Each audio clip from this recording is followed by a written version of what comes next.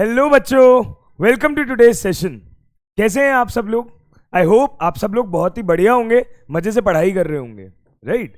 तो अगर मजे से पढ़ाई करने की बात आती है तो बेटा चर्चा हम लोग किस बात की कर रहे हैं?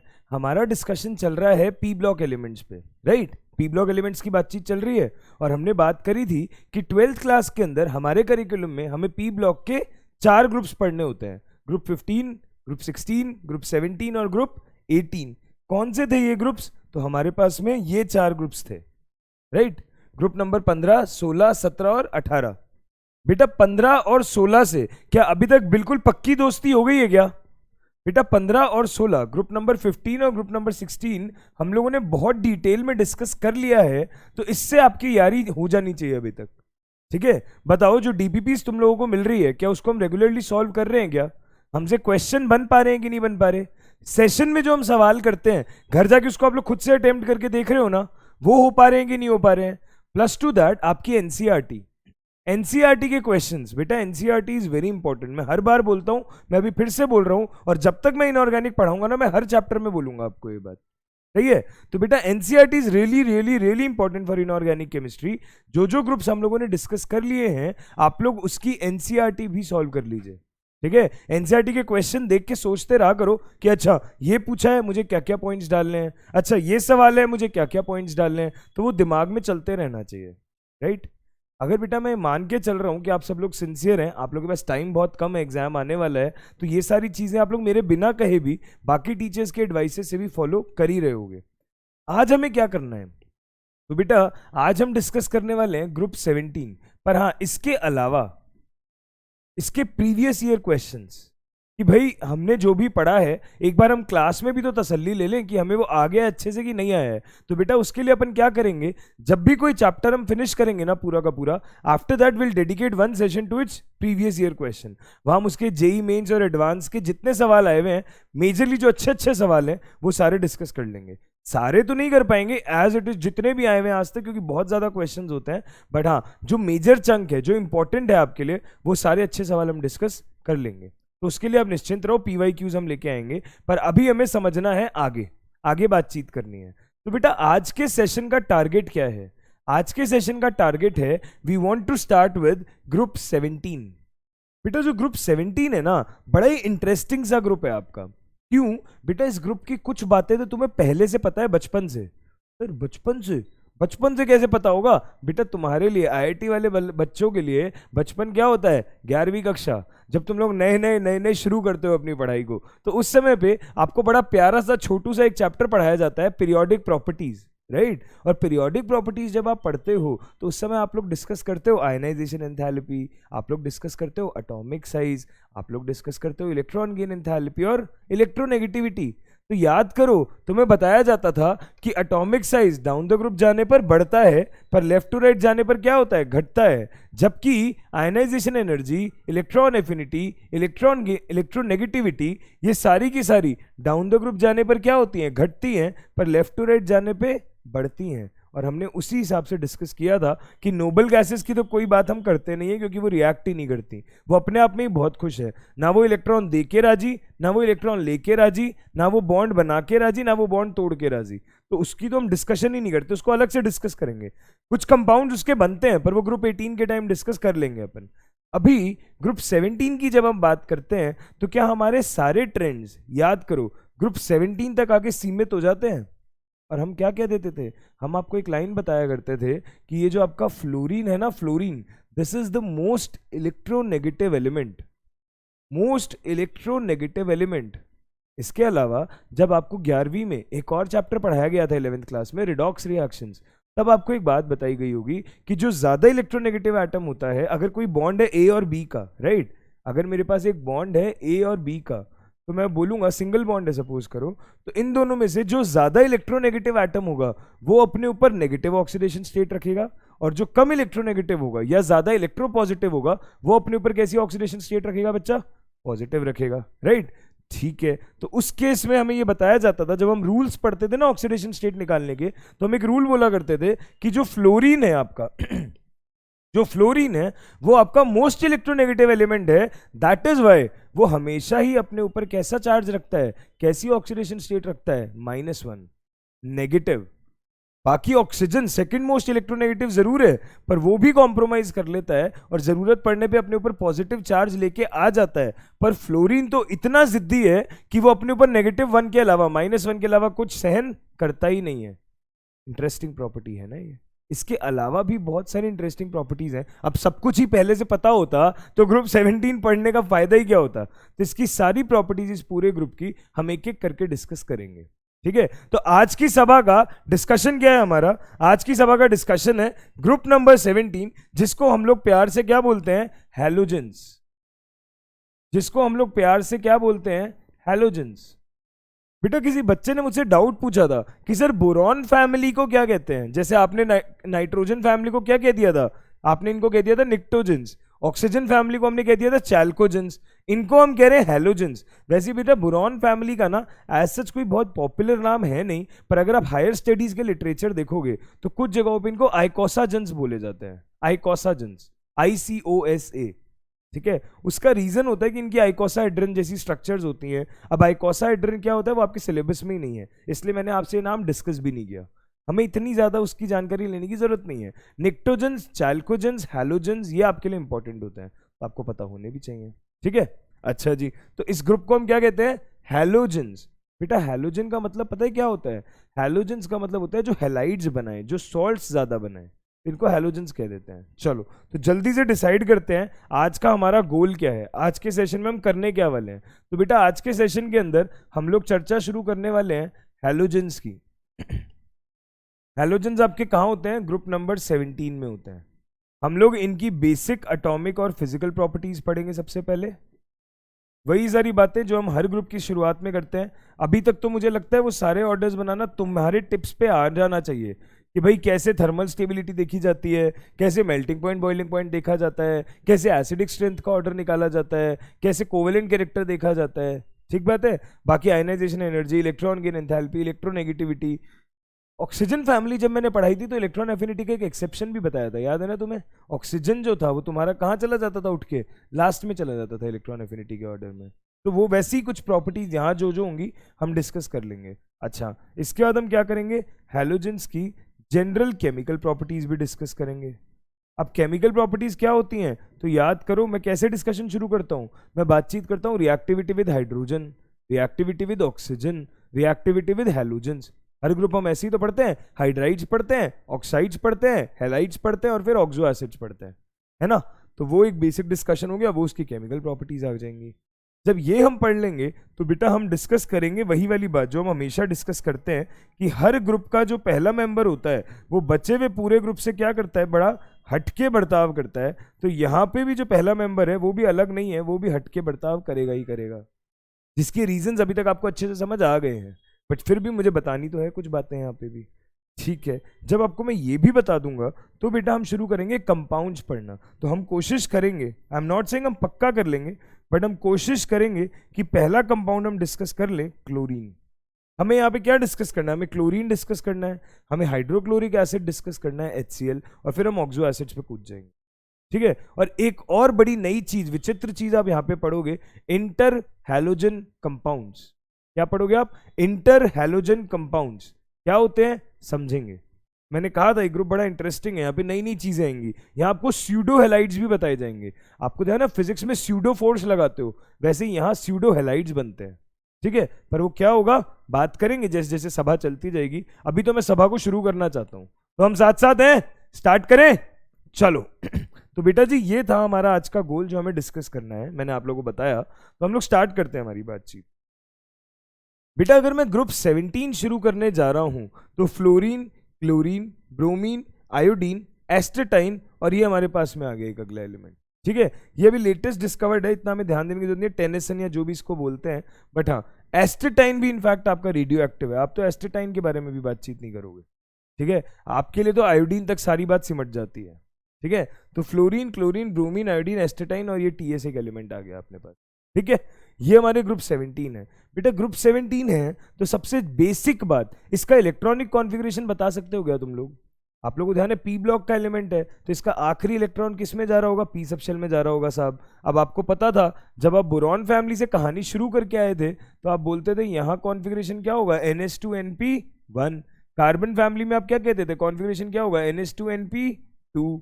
नाइट्रोजन फैमिली में तो आपने पढ़ा ही है NH2NP3। ये बड़ा अच्छा कॉन्फ़िगरेशन हुआ करता था क्योंकि हाफ फिल्ड था, राइट। ऑक्सीजन फैमिली को आप क्या कह देते हो, NH2NP4। फ्लोरीन हैलोजेंस को आप क्या कह देते हो, NH2NP5। और ये जो आपके हैलोजेंस हैं इनके लिए आप फिर क्या कह दोगे, NH2NP6। ये तो सबसे स्टेबल है, फुली फिल्ड कॉन्फ़िगरेशन है, ठीक है। और पी में एटमैक्स आ भी 6 सकते हैं, इसलिए वो फुली फिल्ड हो गया। ये बात सही है ना कि पी में 6 ही आ सकते हैं, किसी को इसमें डाउट तो नहीं है। अगर किसी को डाउट है तो देख लो बेटा, पी में हमारे पास में कितने ऑर्बिटल्स होते हैं, 3। क्वांटम नंबर्स रिवाइज करने की जरूरत है अगर ये नहीं समझ में आ रहा तो। हम बोलते हैं px py pz, और हमारे पास में रूल होता है कि हर ऑर्बिटल कितने इलेक्ट्रॉन अकोमोडेट कर सकता है एटमैक्स, 2। तो 2 इसमें आएंगे, 2 इसमें आएंगे, 2 इसमें आएंगे। एटमैक्स पी में कितने इलेक्ट्रॉन आ सकते हैं, 6। ठीक बात है, तो 6 इलेक्ट्रॉन आ सकते हैं, तो मैंने 6 के 6 भर दिए और ये सारा का सारा मेरा क्या कहला जाता है, पी ब्लॉक कहला जाता है। तो अभी हम चर्चा कर रहे हैं हैलोजेंस की, और हैलोजेंस में जो हमारा कॉन्फ़िगरेशन है वो कैसा कॉन्फ़िगरेशन आ रहा है, हैलोजेंस में हमारा कॉन्फ़िगरेशन आ रहा है बेटा NH2NP5।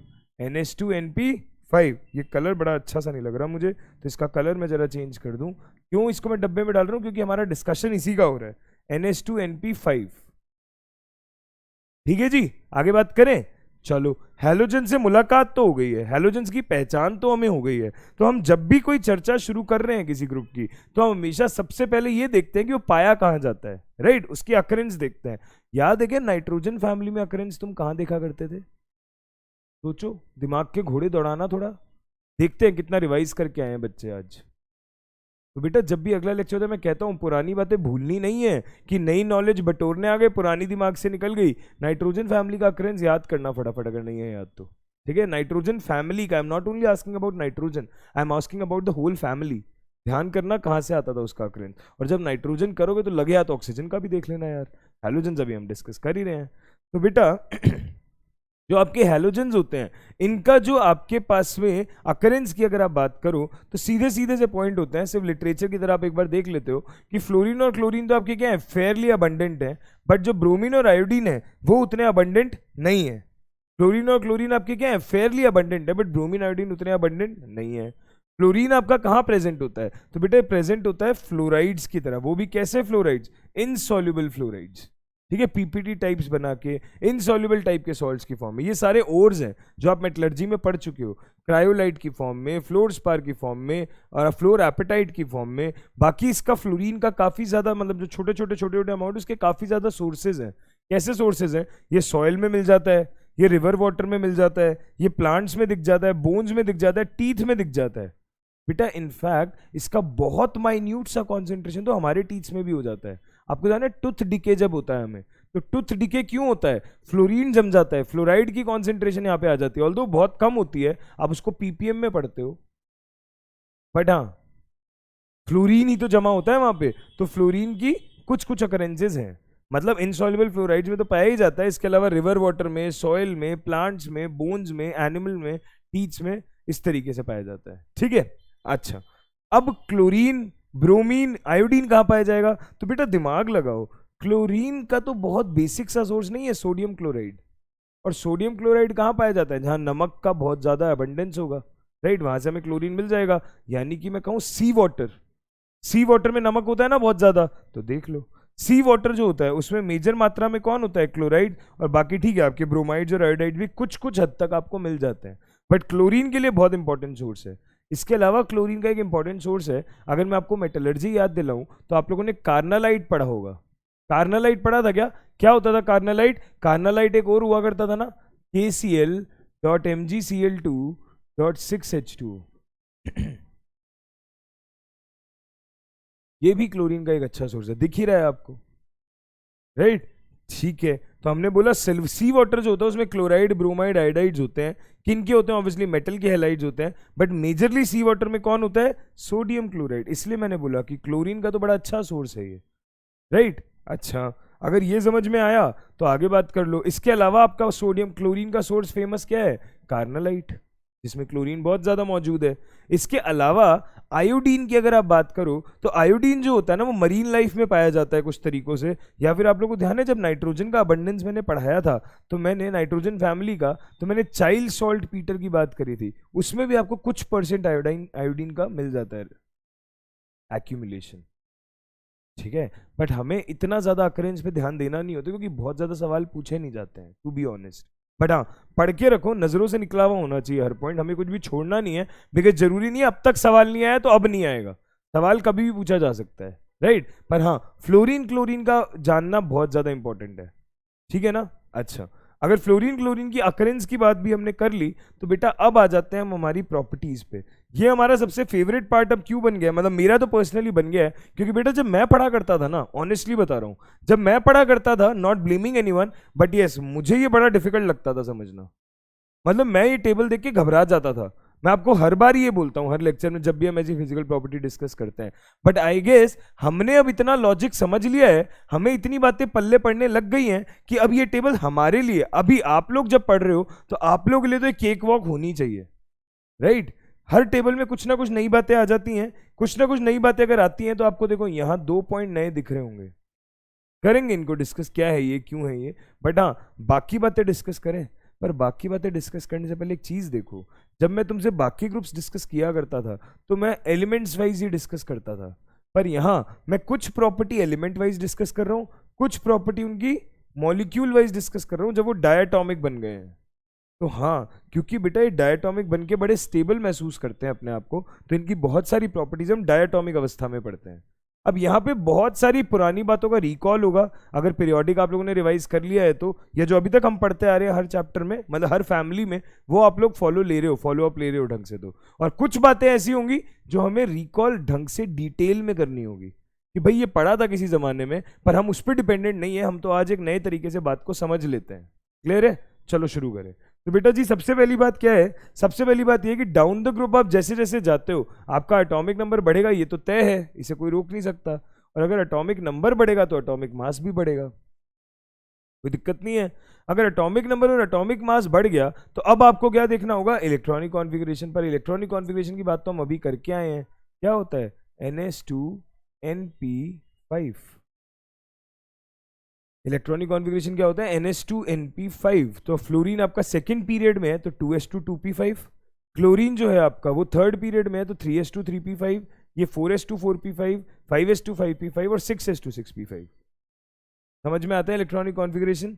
रेडियस बेटा डाउन द ग्रुप जाने पे साइज बढ़ता ही है, तो देख लो साइज बढ़ ही रहा है, ठीक है जी। Ionisation enthalpy, down the group जाने पे आयनाइजेशन एनर्जी घटती ही है, तो देखो घट भी रही है, कोई दिक्कत नहीं है। इलेक्ट्रॉन गेन एंथैल्पी देखना जरा यहाँ पे, डाउन द ग्रुप जाने पर इलेक्ट्रॉन गेन एंथैल्पी भी क्या होती है, घटती है, जैसे आयनाइजेशन एनर्जी घटती है और इलेक्ट्रोनेगेटिविटी भी घटती है, इलेक्ट्रोनेगेटिविटी भी घट रही है, कोई दिक्कत नहीं है। पर इलेक्ट्रॉन गेन एंथैल्पी अगर मैं देखूं तो मुझे थोड़ा अजीब सा लग रहा है, कैसे 333 से 349 ये तो बढ़ गई, फिर 349 से 325 घट गई, 325 से 296 घट गई, तो बेटा यानी कि मुझे ये समझ में आ रहा है कि यहां से यहां जाने पे तो वैल्यू बढ़ रही है, पर यहां पे एक नॉर्मल ट्रेंड फॉलो हो रहा है घटने वाला, तो ये क्या हुआ। तो हाँ बेटा, जैसे जैसे आप पीरियड्स के एंड पे आते हो इलेक्ट्रॉन एफिनिटी अपने तमाशे दिखाना शुरू करती है। इसके तमाशे आपको कैसे दिखते हैं, तो याद करो जब मैंने आपसे ऑक्सीजन फैमिली की बात करी थी तो वहां भी तो इलेक्ट्रॉन एफिनिटी का ऑर्डर बड़ा अलग आया था। वहां ऑर्डर क्या आया था, वहां ऑर्डर ये आया था, याद है। और मैंने इसका रीजन क्या समझाया था आपको, हमने बेटा इसका रीजन समझा था कि ऑक्सीजन का साइज बड़ा छोटा है, और साइज बड़ा छोटा है तो इलेक्ट्रॉन को लेना अपने अंदर उसके लिए बहुत ही मुश्किल हो जाएगा, तो वो बहुत आसानी से इलेक्ट्रॉन नहीं लेगा, रादर सल्फर ले लेगा। और ऑक्सीजन की मुश्किल इतनी भारी हो गई थी कि एक्सपेरिमेंटली देखा गया कि उसकी इलेक्ट्रॉन एफिनिटी तो सबसे लास्ट में पहुंच गई। पर हैलोजेंस में क्या होता है डिस्कस करते हैं। बेटा हैलोजेंस में देखो तुम्हारे पास एलिमेंट कौन है, फ्लोरीन, क्लोरीन, ब्रोमीन और आयोडीन, एस्टेटाइन, और वो हम आगे वाला डिस्कस नहीं कर रहे हैं टीएस, राइट। अगर मैं फ्लोरीन, क्लोरीन, ब्रोमीन, आयोडीन की बात करूं तो एक बार इनका कॉन्फ़िगरेशन लिख लेते हैं जो अभी हमने देखा भी है। बेटा फ्लोरीन का कॉन्फ़िगरेशन है 2s2 2p5 और क्लोरीन का कॉन्फ़िगरेशन है 3s2 3p5। ठीक है, फिर ये लिखना तो आसान है 4s2 4p5 और ये क्या हो गया 5s2 5p5। अच्छा, डाउन द ग्रुप जाने पे हमारी एक्सपेक्टेशन क्या है? हमें ऐसा लगता है कि डाउन द ग्रुप जाने पर electron affinity should decrease ideally, तो that means the order should be like this कि fluorine should be highest, then chlorine, then bromine, then iodine. But then we got to know कि this is not the right order from data. Now we are understanding the reasoning behind justification of that data set, right? How to understand that justification? See here, बेटा आपका fluorine second period का element है, मतलब second shell में electrons हैं, जबकि chlorine third period का element है, मतलब उसके थर्ड शेल में इलेक्ट्रॉन है. अब ये बात आप समझते हो क्या? अभी तक जब ऑक्सीजन फैमिली भी डिस्कस कर चुके हैं तो इतनी अंडरस्टैंडिंग तो बन गई होगी कि क्लोरीन अगर थर्ड पीरियड का है तो इसके शेल का साइज कंपैरेटिवली सेकंड शेल से ज्यादा होगा. एक तो देखो नंबर बढ़ रहा है तो ये समझ ही आ रहा है शेल का साइज ज्यादा होगा. प्लस प्लस थर्ड शेल में डी सब शेल भी तो आता है, और अगर डी सब शेल भी आता है दैट मीन साइज तो ज्यादा होगा ही होगा, क्योंकि एस पी डी तीन सब शेल को कैरी कर रहा है, जबकि सेकेंड शेल आपका एस और पी सिर्फ दो सब शेल्स को कैरी करता था. तो ध्यान से देखो, एक तो साइज बहुत छोटा है इसका. अब उस छोटे साइज के अंदर 2p सबशेल में मैं कह रहा हूं कि मैंने 5 इलेक्ट्रॉन ऑलरेडी घुसा रखे हैं, या मैं ओवरऑल अगर बोहर मॉडल के हिसाब से बात करूं 1 2 3 4 5 6 7, मैंने 7 इलेक्ट्रॉन ऑलरेडी घुसा रखे हैं बोहर मॉडल के हिसाब से. अगर हम बात करते हैं समझने के लिए, सिर्फ ये मैंने फ्लोरीन बनाया, जबकि अगर मैं क्लोरीन की बात करूं तो क्लोरीन का साइज कंपैरेटिवली ज्यादा होगा.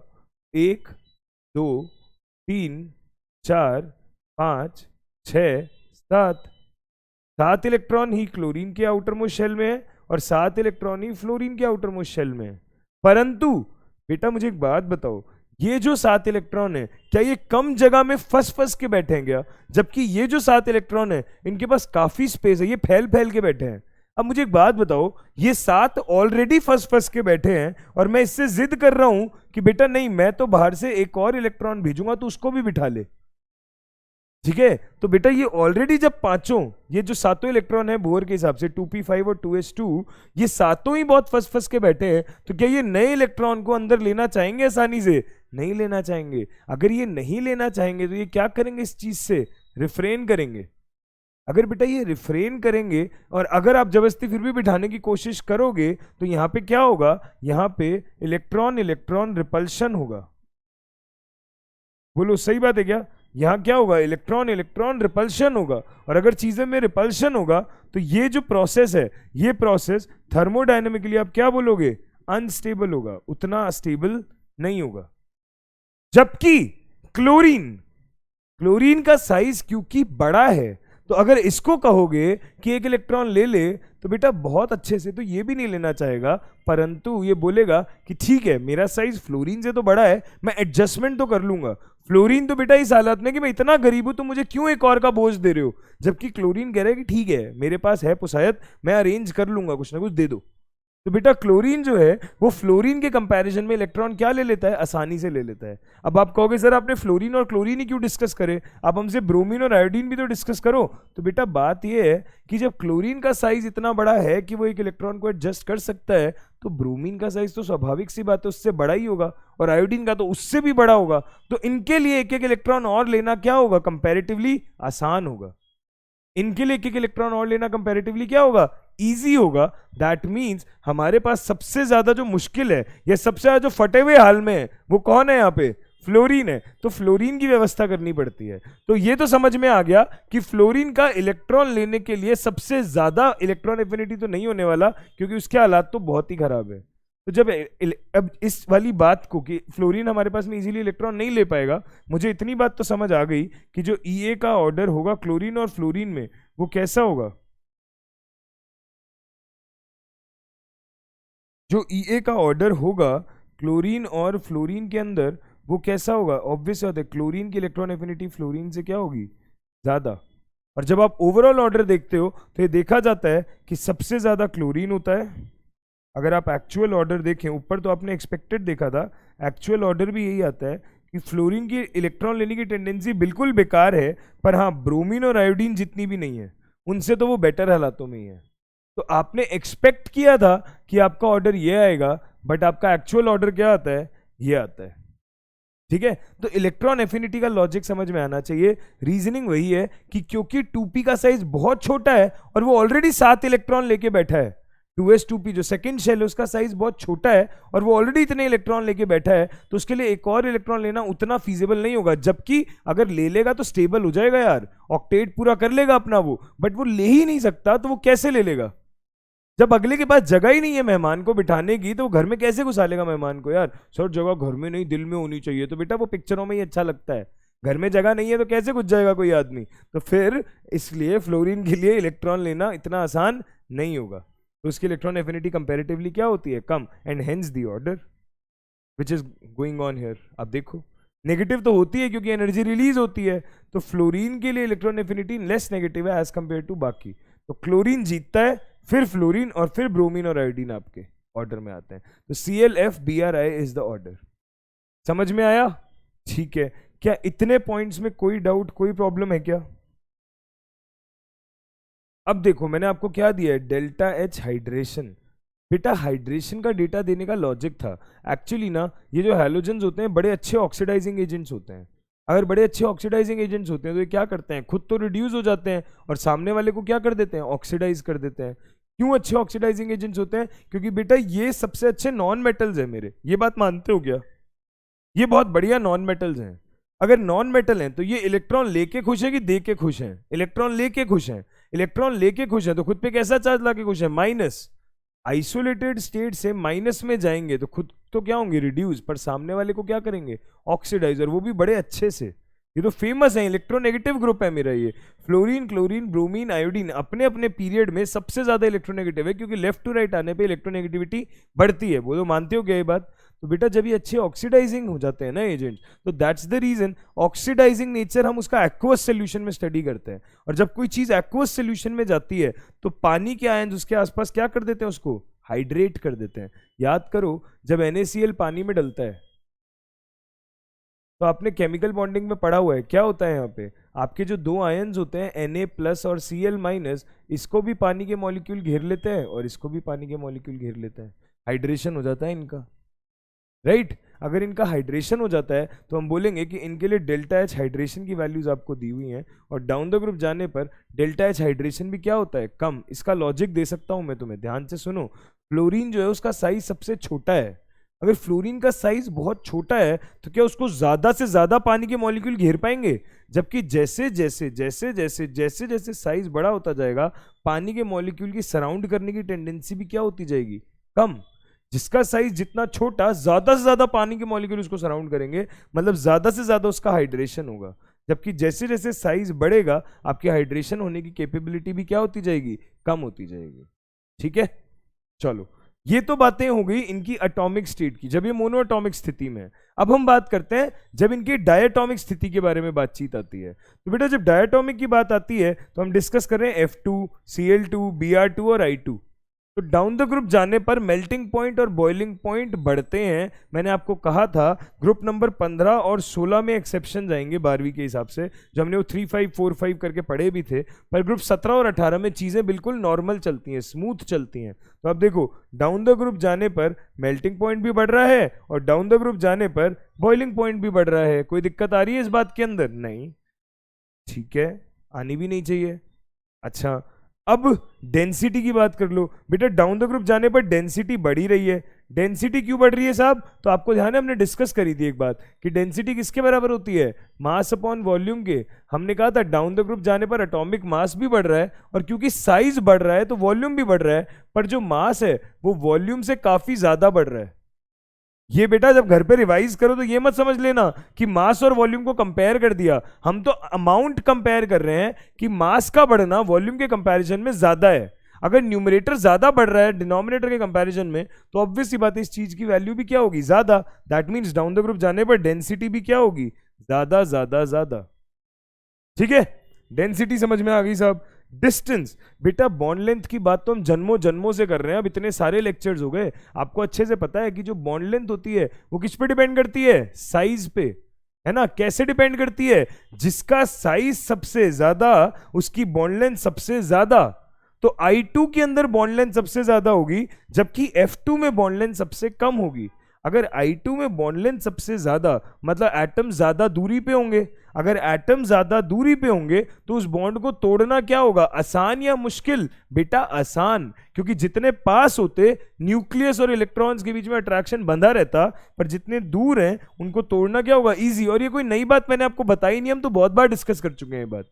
अगर कर चुके हैं तो देखो, बॉन्ड लेंथ समझ में आती है तो तुम्हें बॉन्ड डिसोसिएशन एंथैल्पी भी समझ आनी चाहिए, right?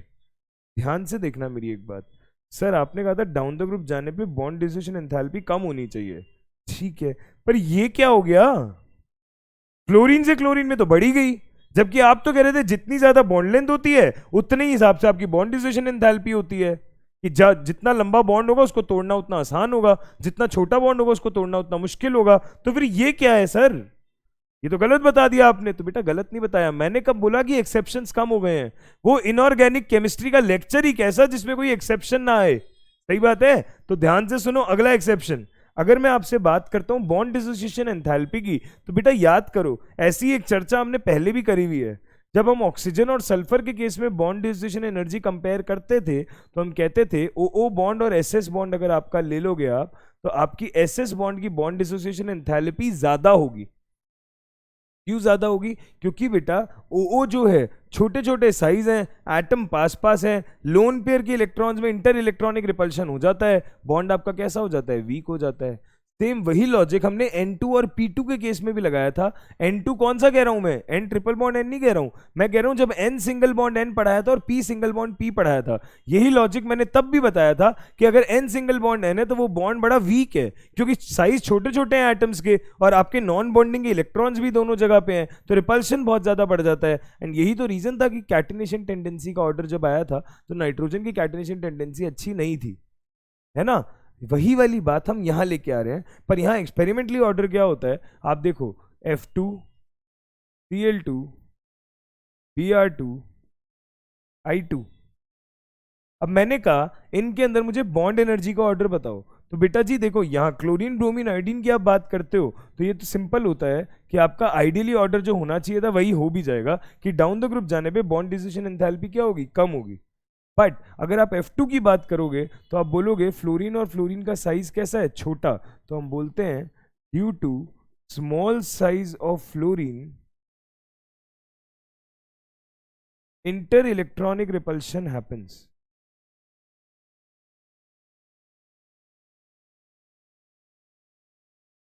Inter-electronic repulsion occurs, and that too where?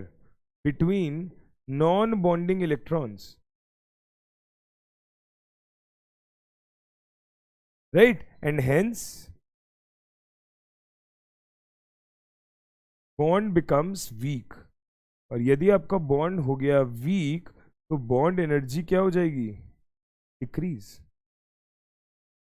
क्यों? क्योंकि बॉन्ड बहुत कम एनर्जी पे ही टूट जाएगा। वही वाली बात है बेटा, और यही एनॉमली है, और ये देखा जाता है कि फ्लोरीन का डेटा जब एक्सपेरिमेंटली आता है तो वो इतना कम होता है कि आपकी सबसे ज्यादा बॉन्ड एनर्जी जो होती है, अगर मैं यहाँ पे ऑर्डर लिखूं, कहाँ लिखूं, यहाँ लिख दूं, चलो यहाँ देख लो। अगर मैं आपको बॉन्ड एनर्जी का ऑर्डर बताऊं, ये मिटा देते हैं, इससे कोई कंफ्यूजन नहीं होनी चाहिए, तो मैंने याद दिलाई थी जिस बात। तो हम लोग क्या करेंगे, हम बोलते हैं बॉन्ड एनर्जी का जो ऑर्डर आएगा इस वजह से वो कैसा आएगा, तो बॉन्ड एनर्जी का ऑर्डर जो होता है बेटा वो होता है सबसे ज्यादा Cl2 का, फिर Br2 का, देन F2 का, एंड देन I2 का। आप एग्जैक्ट डेटा तो याद नहीं कर सकते हो, बट आपको लॉजिक पता होना चाहिए कि ऐसा क्यों है, तो you will be able to sail through. और ये इंपॉर्टेंट ऑर्डर है, आ सकता है एग्जाम में, कई बार आया है, अलग अलग एग्जाम्स में पूछा गया है। ये जो प्राइवेट यूनिवर्सिटी के एग्जाम्स नहीं होते, SRM हो गया, VIT हो गया, इंद्रप्रस्थ हो गया, और एग्जाम जो आप लोग देते हो कॉमेक हो गया, उनके अंदर ये वाला सवाल कई बार रिपीट हुआ है। This is important, halogens group is important, ठीक है। जब हम प्रीवियस ईयर क्वेश्चन करेंगे तब आप देखोगे कितनी सारी चीजें पूछी जाती हैं, है ना। आगे बात करें, चलो अगर ये वाली बात तुम लोगों को क्लियर हो गई है तो तुम लोगों को मेरे पास बॉन्ड डिसोसिएशन एंथैल्पी का ऑर्डर समझ में आ गया। अब ये जो डेटा है E0, ये अभी के लिए डेटा ध्यान रखो, थोड़ी देर में हम इसकी बात अच्छे से करेंगे। हमें ये समझ में आ रहा है कि E0 का जो डेटा है बेटा वो रिडक्शन पोटेंशियल का डेटा होता है। इसके बारे में बहुत अच्छे से बात करी होगी आप लोगों ने इलेक्ट्रोकेमिस्ट्री के अंदर, है ना। रिडक्शन पोटेंशियल क्या होता है आप सबको पता है, स्टैंडर्ड रिडक्शन पोटेंशियल। तो जितनी ज्यादा E0 की वैल्यू होगी उतना ज्यादा अच्छा ऑक्सीडाइजिंग एजेंट होगा क्या, तो जो फ्लोरीन है उसकी E0 की वैल्यू सबसे ज्यादा है, और जैसे जैसे आप डाउन द ग्रुप जा रहे हो वैल्यू क्या हो रही है, कम। रीजन ये है कि जो यहाँ पे फ्लोरीन है वो हमारे पास में हाइड्रेशन एंथैल्पी क्या रखता है, बहुत ज्यादा। अगर हाइड्रेशन बहुत ज्यादा कर लेता है दैट मीन जो ऑक्सीडाइज होना बहुत जल्दी चाहता है, मतलब ऑक्सीडाइज करना बहुत जल्दी चाहता है, क्योंकि फ्लोरीन किस में चला जाएगा, F माइनस में, और सामने वाले को क्या कर देगा, ऑक्सीडाइज कर देगा। और आप आगे जाके देखोगे फ्लोरीन तो बहुत भयंकर ऑक्सीडाइज करता है, वाटर को डायरेक्ट O2 में ही कन्वर्ट कर देता है, -2 से 0। ठीक है, तो फ्लोरीन के ऑक्सीडेशन के चर्चे हम करेंगे, बट हाँ इस डेटा के लिए कोई लॉजिक अभी ध्यान रखने की जरूरत नहीं है। बस ये ध्यान रखो कि क्योंकि फ्लोरीन का E0 सबसे ज्यादा है तो fluorine is a good oxidising agent and then chlorine is also a good oxidising agent. ठीक है, चलिए अगर ये डेटा समझ में आया आपको तो हम आगे बातचीत करते हैं। आगे हमें क्या डिस्कशन करना है, जब हमने सारी बातें डिस्कस कर ली है एटॉमिक वाली, तो अब हम बातचीत करेंगे उसकी फिजिकल प्रॉपर्टीज की। तो बेटा फिजिकल प्रॉपर्टी में शुरू करता हूं, पर उससे पहले आई वुड स्टिल वांट कि एक बार आप लोग ये गो थ्रू कर लें, क्योंकि आगे इन्हीं बातों को रिपीट करने वाले हैं हम सारी की सारी टेक्स्ट के थ्रू। एक बार देख लो, दिमाग में बिठा लो मैंने क्या बोला। कोई बात नहीं समझ आई तो वीडियो पीछे करके देख लो, मैं 1 मिनट में पानी पी लेता हूँ और फिर हम स्टार्ट करते हैं। ठीक है,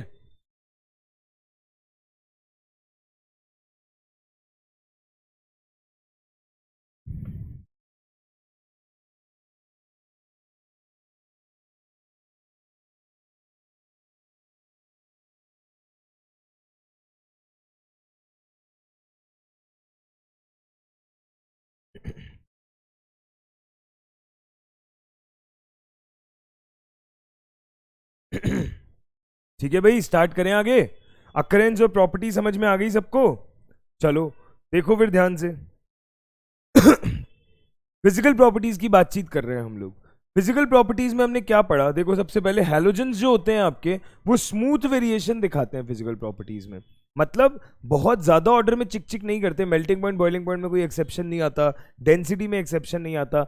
दो इंपॉर्टेंट एक्सेप्शनल ऑर्डर्स हैं जो आपको पता होने चाहिए, इलेक्ट्रॉन गेन एंथैल्पी वाला और एक जो अभी भी पढ़ा है बॉन्ड डिसोसिएशन एंथैल्पी वाला। ठीक है, अच्छा तो हमने बोला फ्लोरीन, अगर आप फिजिकल स्टेट की बात करो तो जो आपका फ्लोरीन और क्लोरीन है ये कैसा है, गैसेस। जो ब्रोमीन है वो रूम टेम्परेचर पे कैसे पाई जाती है, लिक्विड। और आयोडीन जो है वो कैसा होता है, सॉलिड। और बेटा यही नहीं, आपको इनके कलर भी पता होने चाहिए। ठीक है, तो ये हम एक टेबल सी बना देते हैं यहाँ पे सो दैट हमें चीजें याद रहें। F2 Cl2 Br2 I2। ठीक है जी, स्टार्ट करें बातचीत।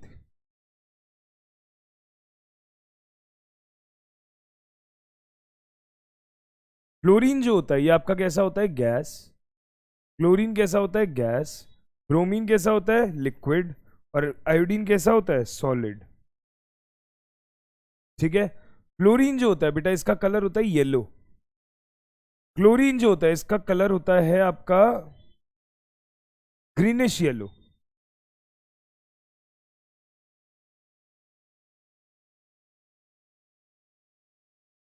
ठीक है, ब्रोमीन जो है इसका कलर होता है रेड, और आयोडीन जो है इसका कलर होता है वॉयलेट। बेटा डायरेक्ट सवाल पूछ लिए जाते हैं, डायरेक्ट कभी कभी। मैंने और कभी कलर कुलर का भी बहुत ज्यादा तुमसे बातचीत नहीं करी है, बट दिस इज इंपॉर्टेंट, ये आपको पता होना चाहिए। ठीक है, डायरेक्ट सवाल आ जाते हैं। तो हमने एक ही जगह पे सारी बातें पढ़ ली, उनकी फिजिकल स्टेट भी और उनके कलर भी, ये याद रहेंगे हमें।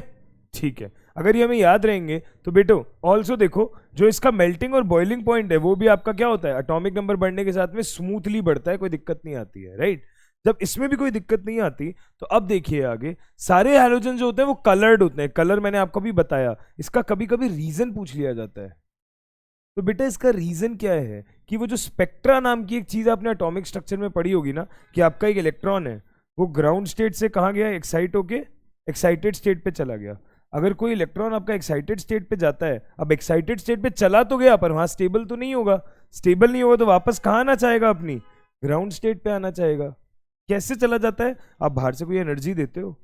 एटॉमिक स्ट्रक्चर का एक छोटा सा पार्ट रिवाइज करवा रहा हूं, जब स्पेक्ट्रम पढ़ते थे तो हम बात करते थे, अगर आपका इलेक्ट्रॉन ग्राउंड स्टेट में है, आपने बाहर से कुछ एनर्जी दी, एक्साइटेड स्टेट में चला जाएगा।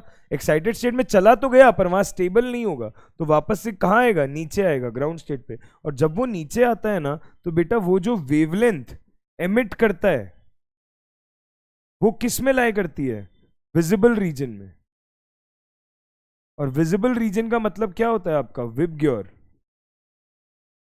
एमिट कैसे करता है? तो बेटा ऑब्वियस बात है, कुछ एनर्जी लेता है hc बाय लैम्डा, तो ऊपर जाता है। ये एनर्जी क्या करता है? एब्जॉर्ब करके ऊपर जाता है। जब एब्जॉर्ब करके जाता है तो वापस आते हुए कुछ वेवलेंथ एमिट भी तो करेगा। जब एमिट करेगा तो वो कहाँ लाई करेगी? उसके विजिबल स्पेक्ट्रा में। विजिबल स्पेक्ट्रा में मतलब उसका कलर क्या होगा? विबग्योर में से कोई एक होगा। ठीक है, तो वही वाली बात है, all halogens are coloured, this is due to absorption of radiations in visible region. Absorption of radiations in visible region which results in the excitation of outer electrons to higher energy level। ठीक है, आपका electron का क्या हुआ? Lambda absorb करके high energy level पे गया, वहां से जब वापस आएगा तो कुछ एमिट करेगा, जिससे उसका क्या आएगा? कलर आएगा। जब वो अलग अलग क्वांटा के रेडिएशन एब्जॉर्ब करके जाता है, मतलब बेटा एनर्जी आपकी क्या होती है? hc बाय लैम्डा होती है, और क्वांटा मतलब फोटॉन्स। हर एनर्जी जब वो एब्जॉर्ब करके जाएगा तो उसके करस्पॉन्डिंग जब एमिट करेगा तो कलर दिखाएगा, और ये हमारे पास क्या होते हैं? उसके कलर्स होते हैं। ठीक है, अच्छा, फ्लोरीन का कलर येलो, क्लोरीन का ग्रीनिश येलो, ब्रोमीन का रेड और आयोडीन का वॉयलेट। कलर आपको याद रखने ही है, लॉजिक आपको मैंने बता दिया। ये बात अगर फिर भी तुम्हें डिटेल में देखनी होगी, सर एक बार तो मुझे ढंग से पढ़ना है, तो बेटा एक बार एटॉमिक स्ट्रक्चर देख लेना। सर आपने तो पढ़ाया नहीं है, हमारे पास नोट्स कहाँ से आएंगे? तो बेटा या तो आपने पहले पढ़ा होगा, नहीं तो एनसीईआरटी में पढ़ लोगे तो भी समझ आ जाएगा। मैंने तुम्हें क्रक्स दे दिया है बात का, जब तुम एटॉमिक स्ट्रक्चर की एनसीईआरटी की लैंग्वेज पढ़ोगे तो तुम एक्चुअली विजुअलाइज कर पाओगे। ठीक है, चलो ओके। जब कलर्स की बात भी आ गई है हमारे पास में, तो हम बातचीत शुरू करते हैं आगे। बेटा फ्लोरीन और क्लोरीन जो है वो पानी के साथ में रिएक्ट अच्छे से करते हैं, बल्कि ब्रोमीन और आयोडीन है वो स्पैरिंगली सॉल्युबल होते हैं पानी में। व्हाट इज द मीनिंग और significance of sparingly soluble? Insoluble. हम लोग फिजिकल केमिस्ट्री और जब केमिस्ट्री की बात करते हैं ना, तो हम बहुत ज्यादा इनसॉल्युबल टर्म्स की बातें नहीं करते, हम ही कह देते हैं वो स्पैरिंगली सॉल्युबल रहते हैं, मतलब इक्विलिब्रियम पे रहते हैं ना। 100% घुलते हैं, सॉलिडिफाई होते हैं ना, 100% वापस आते हैं, राइट? ठीक है, सॉलिडिफाई गलत वर्ड हो गया, बेसिकली घुल गए पानी में, तो ना 100% घुलते हैं ना 100% अपनी नॉर्मल फॉर्म में रहते हैं। अच्छा, हमने बोला कि वो पानी में तो ब्रोमीन आयोडीन बहुत ज्यादा सॉल्युबल नहीं होते हैं, बट ऑर्गेनिक सॉल्वेंट्स में बहुत ज्यादा सॉल्युबल होते हैं। अगर आप लोगों को ऑर्गेनिक याद दिलाई जाए तो बेटा आप लोगों ने पढ़ा होगा Br2CCl4 का सोल्यूशन हम यूज करते हैं इस रिएजेंट को बहुत बार। X2CCl4 का सोल्यूशन बोलते हैं इन जनरल हैलोजेंस के लिए, क्योंकि वो CCl4 में ज्यादा सॉल्युबल है एज कंपेयर टू वाटर। तो अगर वो CCl4 में ज्यादा सॉल्युबल है, या फिर कार्बन डाइसल्फाइड में ज्यादा सॉल्युबल है, या क्लोरोफॉर्म में ज्यादा सॉल्युबल है, तो वो उनकी खास बात है। और उसमें जब वो घुलते हैं तो कैसे सोल्यूशन देते हैं? कलर्ड सोल्यूशंस देते हैं। ठीक, अच्छा, पर हम लोग पानी के साथ की रिएक्शन चारों की पढ़ेंगे, that is important for us, पूछी जाती है एग्जाम में। ठीक है, बट आपको पता होना चाहिए कि फ्लोरीन क्लोरीन रिएक्ट कर जाते हैं पानी के साथ, ब्रोमीन आयोडीन ऑर्गेनिक सॉल्वेंट्स में ज्यादा सॉल्युबल है। अब आपने एक बात नोटिस करी थी, ये देखो ये आ गया वो खरबूजा जो हमने डिस्कस किया है, कि फ्लोरीन का एंथैल्पी ऑफ डिसोसिएशन, मतलब बॉन्ड डिसोसिएशन एंथैल्पी जो था वो Cl2 के कंपैरिजन में छोटा था, जबकि XX bond dissociation enthalpy chlorine onwards तो जो एक्सपेक्टेड ट्रेंड होता था वही दिखा रही थी, कि घटनी चाहिए थी और घट रही थी। ऐसा क्यों हुआ? तो बेटा मैं टाइम वेस्ट नहीं कर रहा हूँ, वही वाली बात है जो मैंने समझाई थी, आप लोग जब नोट्स रिवाइज करें तो पढ़ भी सकते हैं, और हमने वहां लिख भी लिए दोबारा से, राइट? ठीक है साहब, जब ये पढ़ लिया, अब आते हैं केमिकल प्रॉपर्टीज पे। मैं इस वाली टेबल को डिस्कस करने से पहले आपसे एक बात करना चाहता हूं जो हम हमेशा शुरुआत में ही कर लेते हैं। NH2NP5, यही है ना आपकी हैलोजेंस का जनरल कॉन्फ़िगरेशन? बोलो, आपके हैलोजेंस का जनरल कॉन्फ़िगरेशन यही है ना? अगर यही है तो एक बात बता सकते हो क्या? बेटा मुझे एक बात बताओ, यहां पर ऑक्सीडेशन स्टेट्स की बात कर लें। अगर ऑक्सीडेशन स्टेट की बात कर लें तो मैक्सिमम ऑक्सीडेशन स्टेट तो कितनी शो कर सकता है ये? +7, क्योंकि वैलेंस शेल में टोटल कितने इलेक्ट्रॉन है? 7। अच्छा, 7 शो कर सकता है, और 7 के बाद क्या शो कर सकता है? +5। 7 के बाद और क्या शो कर सकता है? +5, क्योंकि S वाले निकलने के लिए रिलक्टेंट होते हैं, हमने बात करी थी, बहुत इजीली नहीं निकल पाते हैं। अच्छा, मिनिमम आपका क्या शो कर सकता है? तो मैक्सिमम में से मैं कितना घटा दूं? 8 घटा दूं, 7 - 8, मिनिमम ऑक्सीडेशन स्टेट क्या शो कर सकता है? -1। बेटा इसके अलावा भी शो कर सकता है वो ऑक्सीडेशन स्टेट्स। वो कब शो कर सकता है? जब अपने ऑक्साइड्स बनाता है और बाकी चीजों के साथ में कंबाइन करता है। ठीक है, बट हाँ, जनरल ऑक्सीडेशन स्टेट्स आपको पता चल गई हैं, राइट? जब ऑक्सीडेशन स्टेट्स की बात हो गई तो बेटा यही बात अब हम केमिकल प्रॉपर्टी में डिटेल में डिस्कस करने वाले हैं कि वो क्या क्या ऑक्सीडेशन स्टेट शो कर सकता है। ठीक है, ध्यान से देखो, आपका ग्राउंड स्टेट में क्लोरीन के अलावा अगर मैं बात करूं किसी का, तो जनरल कॉन्फ़िगरेशन क्या होता है, NH2 होता है और NP5 होता है ग्राउंड स्टेट में। मानते हो ये बात? अगर ग्राउंड स्टेट में NH2 होता है, NP5 होता है और d ऑर्बिटल क्या होता है, क्लोरीन के केस में तो वेकेंट होता है, राइट? अच्छा, या बाकियों के केस में भी आप मानोगे जैसे भी। चलो, जब हमें ये बात समझ में आ गई तो बेटा ध्यान से देखना, ग्राउंड स्टेट का कॉन्फ़िगरेशन ये हो जाएगा क्या, NH2 NP5। बोलो कोई दिक्कत? अब इस दौरान आपके पास एक अनपेयर्ड इलेक्ट्रॉन है, राइट? तो अब इसके पास दो ऑप्शंस हैं, या तो ये एक अनपेयर्ड इलेक्ट्रॉन बाहर से एक्सेप्ट कर ले ताकि अपना ऑक्टेट पूरा कर ले, या फिर ये अनपेयर्ड इलेक्ट्रॉन लूज कर दे ताकि स्टेबल रहे फिर भी। ठीक है, तो यानी कि अगर एक ले लेगा, एक्सेप्ट कर लेगा, तो -1 लेना पड़ेगा इसको अपने ऊपर चार्ज, और एक लूज कर देगा तो +1 लेना पड़ेगा इसको चार्ज। तो यानी कि ये क्या क्या शो कर सकता है, -1 स्टेट शो कर सकता है और +1 शो कर सकता है। इतनी बात समझ में आती है आपको? अच्छा, ये तो ग्राउंड स्टेट में ही फैसला हो गया। अब हम करवाते हैं इसको एक्साइट। जब मैं एक्साइट करवाऊंगा तो पहली एक्साइटेड स्टेट का क्या मतलब है, एक इलेक्ट्रॉन को उठा के कहां डालना, इधर डालना। तो मैंने इस वाले इलेक्ट्रॉन को उठा के क्या कर दिया, इधर ट्रांसफर कर दिया फर्स्ट एक्साइटेड स्टेट में। अगर मैंने उठा के ट्रांसफर कर दिया तो देखो, ये भी सिंगल, ये भी अनपेयर्ड और ये भी अनपेयर्ड। अब बेटा ये ना 3 एक्सेप्ट नहीं करेगा इलेक्ट्रॉन, -3 लेना बहुत मुश्किल हो जाएगा इसके लिए। और आपको पता भी है इसकी मिनिमम ऑक्सीडेशन स्टेट भी कितनी होती है, -1 ही होती है। तो ये सिर्फ अब क्या कर पाएगा, ये जो 3 अनपेयर्ड इलेक्ट्रॉन इनको क्या करने की कोशिश करेगा, लूज करने की कोशिश करेगा या बॉन्ड बनाने की कोशिश करेगा किसी के साथ। तो यहाँ पे हमारे पास कैसी स्टेट आ गई, +3, क्योंकि 3 लेना तो इसके लिए बहुत मुश्किल है। अच्छा, अब सेकेंड एक्साइटेड स्टेट पे आ जाओ। सेकेंड में आपने क्या किया, ये जो अनपेयर्ड इलेक्ट्रॉन दिख रहा है पेयर्ड वाला, इसको भी उठा के आपने कहां पटक दिया, इधर। जब इसको भी उठा के इधर ले आए तो ये स्थिति बन गई। अब हमारे पास में कितनी स्टेट आ जाएगी, +5, ये 5 अनपेयर्ड है, राइट? बॉन्ड बनाने के लिए 5 इलेक्ट्रॉन्स अवेलेबल हैं। अब जब हमने एक और बार एक्साइट कराया, क्योंकि इससे ज्यादा मैं एक्साइट करा ही नहीं सकता। एक्साइटेशन का मतलब क्या होता है, पेयर्ड को अनपेयर्ड कर दो।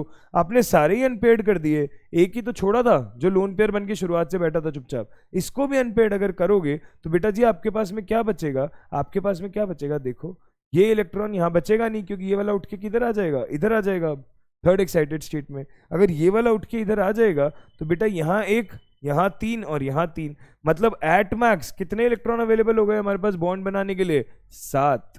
तो मैक्सिमम ऑक्सीडेशन स्टेट कितनी हो गई, इसलिए NH2 NP5 के केस में 7। और वो कहाँ जाके पहुंची, थर्ड एक्साइटेड स्टेट पे जाके आपने अचीव करी। तो हमने बोला यहाँ कितनी स्टेट हो सकती है, 7 +7। समझ में आया फंडा? मैं ऑक्सीडेशन स्टेट जो अभी तक बताता हूँ कि भाई इतनी ले लो, इतनी भी ले सकते हो, इतनी भी ले सकते हो, तो वो तुम्हें यहाँ समझ में आ रही है कि कैसे कैसे पॉसिबल है। आपने डब्बे बना बना के खुद ही समझ लिया कि भाई यहाँ पे इतने ही दे सकता है, यहाँ इतने ही जा सकते हैं, या इतने ही जा सकते हैं, और इससे ज्यादा जा ही नहीं सकते हैं क्योंकि इलेक्ट्रॉन ही अवेलेबल नहीं है अब जिसको आप एक्साइट कराओगे। ऐसा तो एक्साइटेशन होता नहीं कि इनको खाली कर दो और आगे वालों को भर दो। ये कहेगा भैया जो मेरी बनी बनाई प्रॉपर्टी थी वो तो तुम मुझसे ले गए, मैं तुम्हें क्या दे दूं अब, राइट? समझ में आई बात? चलो, अगर ये समझ में आया है तुम्हें तो देखो इस पे बातचीत करते हैं हम लोग आगे। सारे हैलोजेंस -1 तो एग्जिबिट करते ही हैं, ठीक है? उसके अलावा वो क्या क्या शो कर सकते हैं, +1, +3, +5 एंड +7। कैसे शो कर सकते हैं अभी डिस्कस किया है, कंपाउंड्स के एग्जांपल देख लेंगे प्रैक्टिस के साथ साथ, राइट?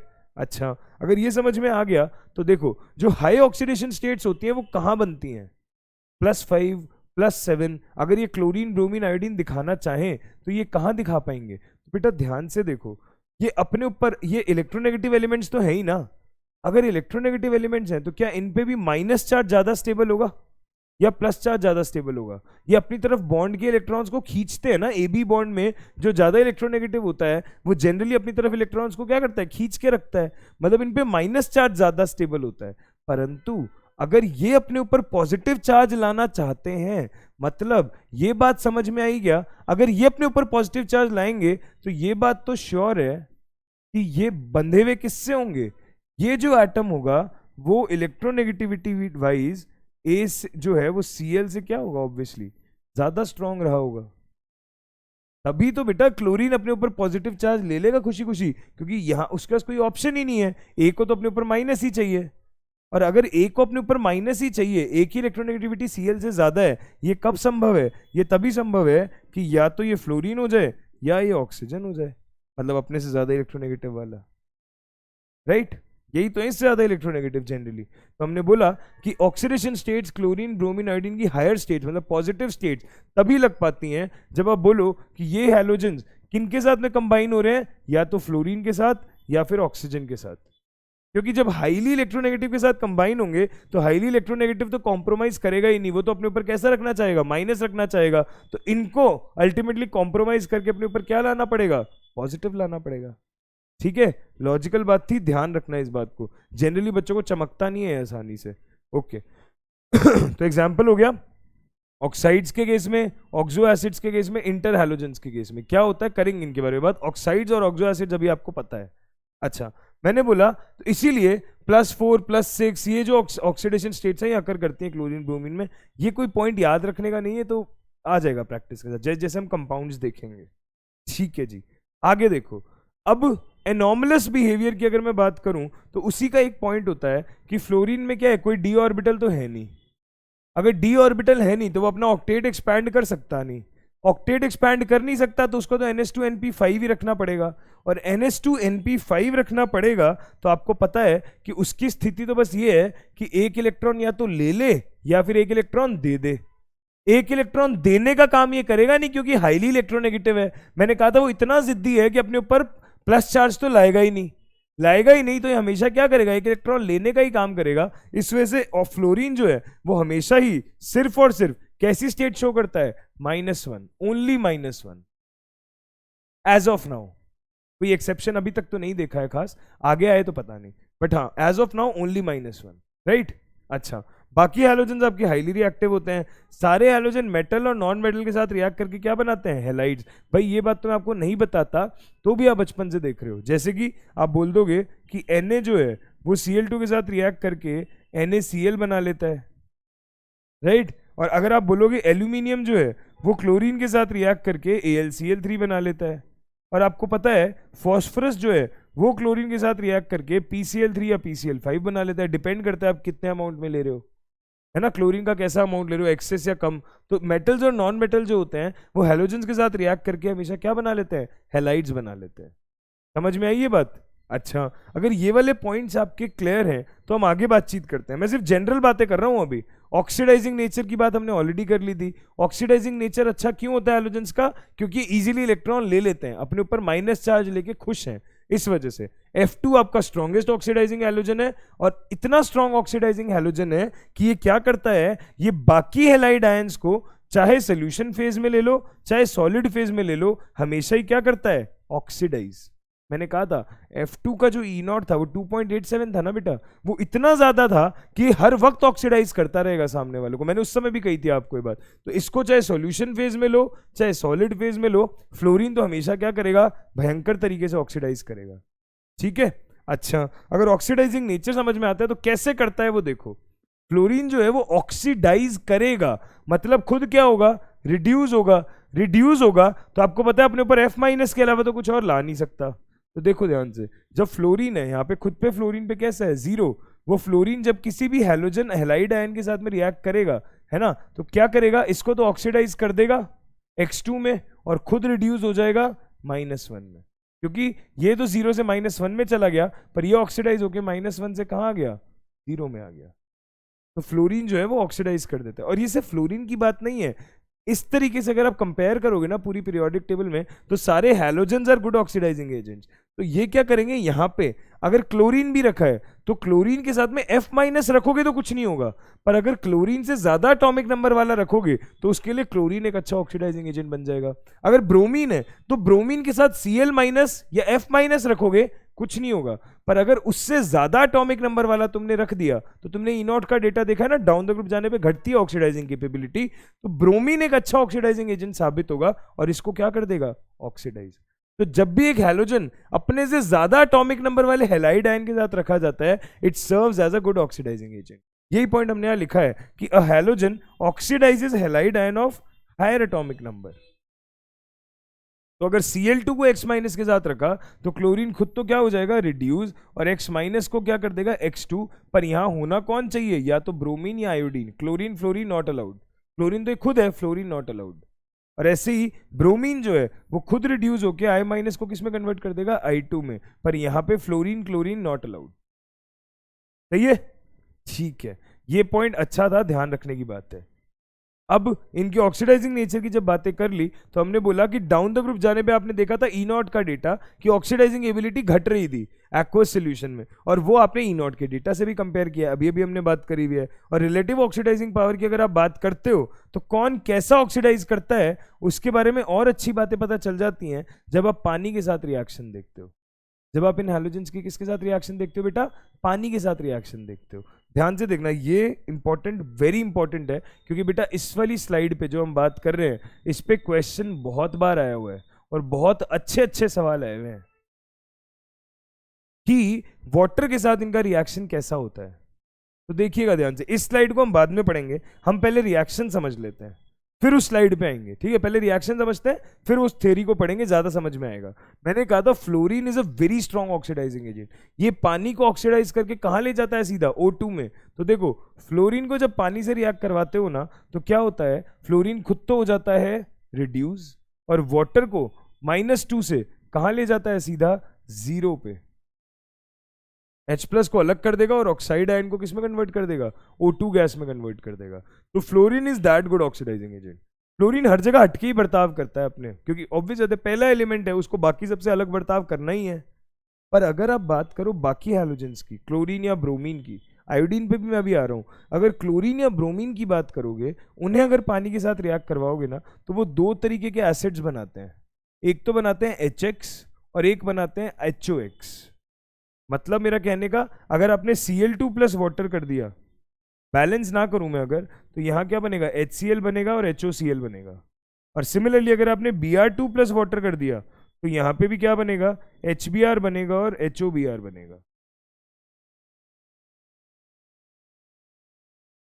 ठीक है, तो हमारे पास X2+ वाटर की इस तरीके की रिएक्शन है क्लोरीन ब्रोमीन के केस में। आप इसको लैंग्वेज में क्या बोलते हो बेटा? ये क्या है? हाइड्रोक्लोरिक एसिड या हाइड्रोब्रोमिक एसिड या हाइड्रो आयोडिक एसिड बन सकता था ना। आयोडीन तो खैर हम ले नहीं रहे, क्लोरीन ब्रोमीन ले रहे हैं, तो इनको हम कह देते हैं इन जनरल हाइड्रोहैलिक एसिड, क्योंकि हैलोजन के नाम क्या कि एक ही तो लग रहा है, हाइड्रोक्लोरिक, हाइड्रोब्रोमिक, तो हाइड्रोहैलिक एसिड और ये हाइपोहैलस एसिड। तो जब भी क्लोरीन और ब्रोमीन पानी के साथ रिएक्ट करते हैं, दो तरीके के एसिड बनाते हैं, हाइड्रोहैलिक और हाइपोहैलस। क्लियर? अच्छा, अब आयोडीन की बात करते हैं। तो हमने एक्सपेक्ट क्या किया था? हमने एक्सपेक्ट किया था कि आयोडीन क्या करेगा बेटा? आयोडीन की रिएक्शन जो होती है ना वो पानी के साथ कुछ फ्लोरीन टाइप्स की हो जाती है। तो हमने सुना था फ्लोरीन टाइप की, तो हमने कहा अच्छा ठीक है, फिर तो मतलब ऐसा कुछ हो गया होगा। पर बेटा जब ये रिएक्शन हुई और हमने चेक किया इसका डेल्टा G नॉट, तो इसका डेल्टा G नॉट आया निकल करके पॉजिटिव। इन सब में डेल्टा G नॉट आया नेगेटिव। इनमें डेल्टा G नॉट नेगेटिव का मतलब ये रिएक्शन स्पॉन्टेनियस है, हो सकती है। इतना समझ आता है ना? डेल्टा G नॉट, मन में विचार, दिमाग पे क्लाउड्स तो नहीं बन गए? क्या बोल गया मैं बेटा? गिब्स फ्री एनर्जी थर्मोडायनेमिक्स में पढ़ाई थी मैंने कि जब गिब्स फ्री एनर्जी, मतलब मैंने क्या पढ़ाई थी, आपने पढ़ी थी कि गिब्स फ्री एनर्जी जब नेगेटिव होती है that means that process is spontaneous.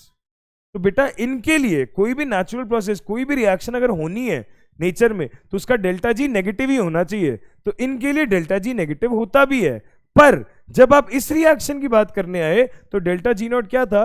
Positive. मतलब ये रिएक्शन कैसी है? Non spontaneous. जबकि अगर आप इस रिएक्शन को रिवर्स कर दोगे तो बेटा रिवर्स करने पे एंथैल्पी, गिब्स फ्री एनर्जी, इन सबके साइन भी क्या हो जाते हैं? रिवर्स। तो इसकी रिवर्स रिएक्शन ज्यादा स्पॉन्टेनियस थी। तो हमने बोला कि जो आयोडीन है वो पानी के साथ रिएक्ट नहीं करता, जबकि इसकी रिवर्स रिएक्शन ज्यादा स्पॉन्टेनियस होती है। ठीक है, अच्छा, और ये फ्लोरीन टाइप्स की रिएक्शन है, मतलब ये मान लो जैसे फ्लोरीन रिएक्ट कर रहा था उसका रिवर्स कर दोगे तो आयोडीन वाली रिएक्शन हो जाएगी। ठीक, अब हम पढ़ते हैं वो थ्योरी वाली स्लाइड, अब आपको ज्यादा समझ में आएगी। फ्लोरीन जो है वो वाटर को ऑक्सीडाइज कर देता है डायरेक्ट ऑक्सीजन में, जबकि क्लोरीन और ब्रोमीन जो है वो पानी के साथ रिएक्ट करके हाइड्रोहैलिक और हाइपोहैलस एसिड्स बनाते हैं, राइट? HX और HOX। बोलो समझ में आई बात? ठीक है, अब मैंने बोला आयोडीन की रिएक्शन क्या है? नॉन स्पॉन्टेनियस है, ये भी हमने समझ लिया। अगर आयोडीन की रिएक्शन नॉन स्पॉन्टेनियस है तो इनफैक्ट हम क्या कहते हैं, यहाँ पे उल्टा होता है, I- जो है वो ऑक्सीडाइज होता है ऑक्सीजन के थ्रू, यानी कि क्या हो रहा होता है? Reverse of what observe with fluorine. देखो ध्यान से, यहाँ पे क्या हो रहा है? I- जो है ये -1 से किस स्टेट में जा रहा है? 0। मतलब I- का क्या हो गया यहाँ पे? ऑक्सीडेशन। किसकी वजह से हो गया? O2 की वजह से, क्योंकि ऑक्सीजन खुद कहां चला गया? 0 से -2। इनफैक्ट यहां पे क्या हो गया? ऑक्सीडेशन हो गया, जबकि यहां क्या हो रहा था? रिडक्शन हो रहा था। सही है, ठीक है। तो बेटा यहां से समझ में आता है कि ये बहुत स्ट्रॉन्ग ऑक्सीडाइजिंग एजेंट्स हैं, जबकि आयोडीन क्या है? बहुत वीक ऑक्सीडाइजिंग एजेंट है। इनफैक्ट अच्छा रिड्यूसिंग एजेंट बन गया है यहाँ पे। खुद तो रिड्यूस हो रहा है, सामने वाले को क्या कर रहा है? मतलब खुद तो ऑक्सीडाइज हो रहा है, सामने वाले को क्या कर रहा है? रिड्यूस कर रहा है। ठीक है, इसीलिए कहा गया था कि इनकी ऑक्सीडाइजिंग कैपेबिलिटीज जो हैं वो ज्यादा अच्छे से तुम जज कर पाओगे जब तुम इनका पानी के साथ का रिएक्शन देखो। क्लोरीन अलग बिहेव करता है, क्लोरीन ब्रोमीन एक तरीके से बिहेव करते हैं, और आयोडीन तो बिल्कुल ही उल्टा बिहेव करता है। राइट? तो आपको मैंने दो सेट ऑफ रिएक्शंस अभी बताई हैं। एक तो मैंने आपको ये बताया, एक रिकॉल ले लेते हैं छोटा सा, कि जब एक हैलोजन को उससे ज्यादा एटॉमिक नंबर वाले हैलाइड आयन के साथ रखोगे तो वो हैलोजन क्या एक्ट करेगा? एक अच्छे ऑक्सीडाइजिंग एजेंट की तरह एक्ट करेगा, खुद तो हो जाएगा रिड्यूस और सामने वाले को कर देगा ऑक्सीडाइज। फिर मैंने आपको एक सेट ऑफ रिएक्शन बताई जब ये पानी के साथ रिएक्ट करता है। मैंने कहा था जब कोई हैलोजन पानी के साथ रिएक्ट करता है तो फ्लोरीन तो अपने केस में क्या करेगा? डायरेक्ट O2 बना देगा। क्लोरीन अपने केस में क्या करेगा? HX और HOX या HCl और HOCl टाइप का बना देगा। ब्रोमीन भी सेम काम करेगा, HBr और HOBr का। आयोडीन रिएक्ट ही नहीं करता क्योंकि वो रिएक्शन नॉन स्पॉन्टेनियस होती है, जबकि उल्टा हो जाता है। I- जो है वो I2 में कन्वर्ट हो जाता है O2 की प्रेजेंस में। मतलब what ever happens with fluorine उसका रिवर्स, बस आयन चेंज हो जाएगा हैलाइड का। राइट? ठीक है, अगर ये बातें आपको समझ में आई हैं तो फिर बेटा हम आगे देखते हैं। अब हमें बात करनी है एनॉमलस बिहेवियर ऑफ फ्लोरीन। तो बेटा फ्लोरीन के बारे में काफी चर्चा हम कर चुके हैं, तो अब एनॉमलस बिहेवियर में तुम्हारे बहुत सारे पॉइंट जुड़ गए हैं। उसका पानी के साथ का रिएक्शन, उसका अच्छा ऑक्सीडाइजिंग एजेंट होने का रीजन, उसका -1 ऑक्सीडेशन स्टेट ही शो करने का रीजन, उसके अलावा कुछ ना शो करने का रीजन। और एक बात जो आपको पता ही होती है क्या, कि उसका छोटा साइज है, उसकी हाई इलेक्ट्रोनेगेटिविटी है, और एक पॉइंट उसकी बॉन्ड डिस्ट्रीब्यूशन एंथैल्पी भी कम है, और उसमें डी ऑर्बिटल भी नहीं है। सारे पॉइंट्स हो गए, 3-4 पॉइंट्स। बोर्ड में अगर पूछा जाए तो 4 पॉइंट में 4 नंबर, मतलब 4 नंबर के सवाल में 4 पॉइंट आप लिख सकते हो। डिटेल में लिखना हो तो एक एक की डिटेल आप लिख सकते हो, कोई दिक्कत ही नहीं है। ठीक है, अगर एनॉमलस बिहेवियर हो गया तो बेटा अब क्या है फ्लोरीन के बारे में 2-3 बातें और, कि फ्लोरीन जो है वो इतना अच्छा ऑक्सीडाइजिंग एजेंट है और उसका बॉन्ड बहुत छोटा है, मतलब बॉन्ड लेंथ कम है, एटम का साइज स्मॉल है, स्ट्रॉन्ग बॉन्ड है, इजीली नहीं टूट पाएगा। जैसे भी है तो हम बोलते हैं कि इसके रिएक्शंस क्या हैं? बड़ी एक्सोथर्मिक। जब भी फ्लोरीन किसी के साथ रिएक्ट करता है बहुत ज्यादा हीट रिलीज करता है, ठीक है, और वो एक ही ऑक्सो एसिड बनाता है, बाकी सारे जो हैलोजन है वो बहुत सारे ऑक्सो एसिड्स बनाते हैं। तो जैसे अगर मैं आपको एक हिंट दूं तो जो फ्लोरीन है वो बेटा सिर्फ एक ही ऑक्सो एसिड बनाता है नेचर में, HOF। जबकि अगर आप क्लोरीन की बात करोगे तो क्लोरीन तो काफी सारे बनाएगा, HOCl बनाएगा, HClO2 बनाएगा, HClO3 बनाएगा, HClO4 बनाएगा, ऐसी ब्रोमीन भी कुछ कुछ बनाता है और आयोडीन भी।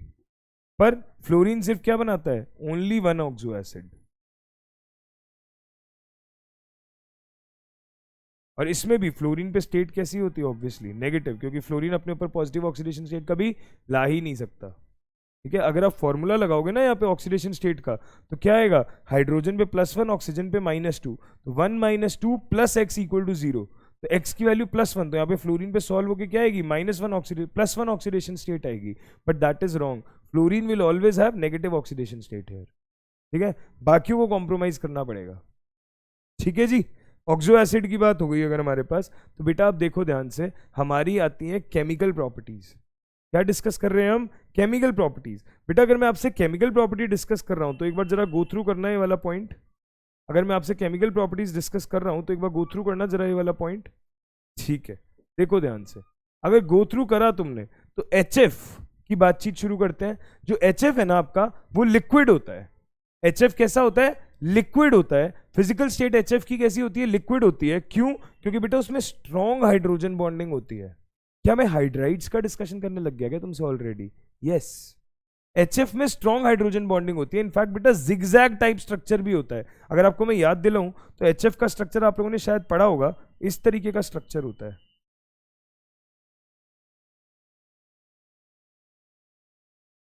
तो देखो इस तरीके की जिगजैग बॉन्डिंग होती है, वेरी स्ट्रॉन्ग हाइड्रोजन बॉन्डिंग। तो हाइड्रोजन बॉन्डिंग जो HF में बनती है वो क्यों बनती है? बेटा देखो हाइड्रोजन बॉन्डिंग तुम्हें पता है 3 ही जगहों पे तो बनती है, फ्लोरीन, ऑक्सीजन और नाइट्रोजन। और जहां फ्लोरीन दिख जाए वहां तो वाजीवा हो जाता है, सबसे बेस्ट हाइड्रोजन बॉन्डिंग बनती है। तो फ्लोरीन के केस में हाइड्रोजन बॉन्डिंग बन गई। पर बाकियों के केस में अगर आप बात करोगे तो इस वजह से HF क्या हो गया? लिक्विड। पर बाकी जो है उनका इलेक्ट्रोनेगेटिव, उन एटम्स का क्या है, साइज बहुत बड़ा है हैलाइड्स में और इलेक्ट्रोनेगेटिविटी कम है, तो वो कैसे एग्जिस्ट करते हैं इन जनरल गैसेस की तरह। ये कुछ वैसी बात है जैसे मैंने तुम्हें ऑक्सीजन फैमिली में पढ़ाया था कि H2O तुम्हारा लिक्विड होता है, पर H2S तुम्हारा कैसे एग्जिस्ट करता है, गैस की तरह, क्योंकि H2O में तुम्हारी क्या हो जाती थी, हाइड्रोजन बॉन्डिंग, बट H2S में नहीं हो पाती थी। तो फ्लोरीन, ऑक्सीजन, नाइट्रोजन जहां भी दिखेंगे वो हाइड्रोजन के साथ बड़े अच्छे से बॉन्ड बनाने की कोशिश करेंगे और हाइड्रोजन बॉन्डिंग कर लेंगे, और इस वजह से उनकी स्टेट कैसी हो जाएगी, फिजिकल स्टेट उनकी कैसी हो जाएगी, लिक्विड। जबकि जो बाकी है तुम्हारे वो कैसे हैं, साइज में बड़े हैं, इलेक्ट्रोनेगेटिविटी कम है, वो हाइड्रोजन बॉन्डिंग के लिए सक्षम नहीं है, तो वो हमेशा कैसी स्टेट में रहेंगे, गैसीय स्टेट में रहेंगे। ठीक, अगर ये बात हो गई है हमारी, तो अब हम बात करते हैं एक एक करके आगे। हाइड्राइड्स की बात मैंने तुमसे पहले कर दी थी, हैलाइड्स की, पर हाँ उसका पॉइंट अभी है, शायद स्लाइड आगे पीछे होगी बट समझने में कोई दिक्कत नहीं आएगी। हमने बोला कि सारे के सारे हैलोजेंस हाइड्रोजन के साथ रिएक्ट करके क्या देते हैं, हाइड्रोजन हैलाइड्स देते हैं। हाइड्रोजन हैलाइड्स अगर वो देते हैं तो बेटा जैसे जैसे आप डाउन द ग्रुप जाते हो उनकी हाइड्रोजन के साथ में बॉन्ड बनाने की एफिनिटी थोड़ी वीक होती जाती है। देखो क्या कहना चाह रहा है, ये कह रहा है HF, ये कह रहा है HCl, ये कह रहा है HBr और ये कह रहा है HI, कि जैसे जैसे आप डाउन द ग्रुप जाते हो साइज बढ़ता है इनका, इनकी हाइड्रोजन के साथ बॉन्ड बनाने की कैपेबिलिटी क्या होती है, कम, क्योंकि बेटा बहुत ज्यादा साइज का अंतर आ गया। देखो आयोडीन बहुत बड़ा है, हाइड्रोजन बहुत छोटा है, साइज का काफी अंतर आ गया, और जब साइज का काफी अंतर आ जाता है तो आपको याद है हम हर केस में एसिडिक स्ट्रेंथ का ऑर्डर निकाला करते थे। इसके लिए हाइड्रोजन लूज करना होगा बहुत आसान, जबकि इसके लिए हाइड्रोजन लूज करना क्या होगा, वेरी डिफिकल्ट। तो क्या आपको बातों ही बातों में एसिडिक स्ट्रेंथ का ऑर्डर मिल गया क्या, एसिडिक स्ट्रेंथ का ऑर्डर क्या हो जाएगा, HI सबसे ज्यादा अच्छा एसिड, फिर HBr, फिर HCl और फिर HF। बोलो हाँ या ना। अगर बेटा एसिडिक स्ट्रेंथ का ऑर्डर मिल गया तो बताना मुझे Ka का ऑर्डर क्या होगा, Ka का ऑर्डर भी क्या होगा, HI, HBr, HCl, HF, क्योंकि जितना स्ट्रॉन्ग Ka होगा उतना ही तो अच्छा एसिडिक स्ट्रेंथ होगा। अच्छा अगर मैं आपसे pKa का ऑर्डर पूछूं, pKa का ऑर्डर क्या होगा बेटा, pKa क्या होता है याद करो, pKa होता है -log Ka, यानी कि जितनी ज्यादा Ka की वैल्यू, उसके आगे नेगेटिव लग गया, pKa की वैल्यू ओवरऑल क्या होगी, उतनी ही कम, मतलब pKa का ऑर्डर क्या हो जाएगा, HF, HCl, HBr, HI। बोलो सही है क्या, ठीक बात है, HF, HCl, HBr और HI, क्लियर है। अच्छा अगर ये बात समझ में आ गई तो हमने बोला कि आपके पास में एफिनिटी की बात शुरू हुई थी, बट हमने तो सारे ऑर्डर्स ही निकाल दिए यहाँ पे। एक पॉइंट और, हाइड्रोजन हैलाइड्स पानी में डिसॉल्व होते हैं और हाइड्रोहाइलिक एसिड्स बना देते हैं, ठीक है जी। अच्छा आगे देखो ध्यान से, कैसे बनाते हैं बात कर लेंगे। एसिडिक स्ट्रेंथ की बात कर चुके हैं, स्टेबिलिटी की बात कर चुके हैं, बॉन्ड डिसोसिएशन एंथैल्पी की बात कर चुके हैं। कैसे बात कर चुके हैं भाई, बॉन्ड लेंथ बहुत ज्यादा तो बॉन्ड डिसोसिएशन एंथैल्पी तो बहुत कम होनी ही होनी है। ये तो इतनी सारी फैमिलीज डिस्कस हो गई हैं, तो अब हमारे टिप्स पे आ जाना चाहिए, ठीक है। अगर ये वाली बात हम कर ली है तो अब बात करते हैं ऑक्सीजन की तरफ रिएक्टिविटी की। किसकी तरफ बात करते हैं, ऑक्सीजन की तरफ। बेटा ऑक्सीजन के साथ कोई भी चीज रिएक्ट करती है तो क्या बनाती है, ऑक्साइड्स बनाती है। आपको याद है हमने नाइट्रोजन फैमिली में पढ़ा था N2O3 N2O5, हमने फास्फोरस के केस में पढ़ा था P4O6 P4O10, हमने सल्फर के केस में पढ़ा था SO2 SO3, ऑक्सीजन के केस में पढ़ा था ओजोन। यहाँ पे भी ऑक्साइड्स बनने चाहिए, पर बेटा हर चीज में ध्यान रखो, अगर आप बोलते थे N2O5 या फिर आप बोलते थे P4O6 या फिर आप बोलते थे SO2, इन सबको आप ऑक्साइड्स बोलते थे। पर इन्हें आप ऑक्साइड्स क्यों बोलते थे, इन कैटेगरी को ऑक्साइड इसलिए कहा जाता था क्योंकि दोनों एटम में जो ज्यादा इलेक्ट्रोनेगेटिव होता है उसके हिसाब से नाम आता है। नाइट्रोजन ऑक्सीजन में ऑक्सीजन ज्यादा इलेक्ट्रोनेगेटिव, फॉस्फोरस ऑक्सीजन में भी ऑक्सीजन ज्यादा इलेक्ट्रोनेगेटिव, सल्फर ऑक्सीजन में भी ऑक्सीजन ज्यादा इलेक्ट्रोनेगेटिव। तो इस वजह से इस कैटेगरी को आप क्या कह देते थे, ऑक्साइड्स, क्योंकि जो ज्यादा इलेक्ट्रोनेगेटिव होगा वो ज्यादा डोमिनेटिंग होगा इलेक्ट्रॉन को रखने में, तो उसकी चलेगी। पर अगर मैं ऑक्सीजन की बात करूं और बेटा इसको मैंने क्लोरीन के साथ अटैच कर दिया तो ऑक्साइड्स बोल दूंगा, ब्रोमीन के साथ जोड़ दिया तो ऑक्साइड्स बोल दूंगा, आयोडीन के साथ जोड़ दूंगा तो भी ऑक्साइड्स बोल दूंगा।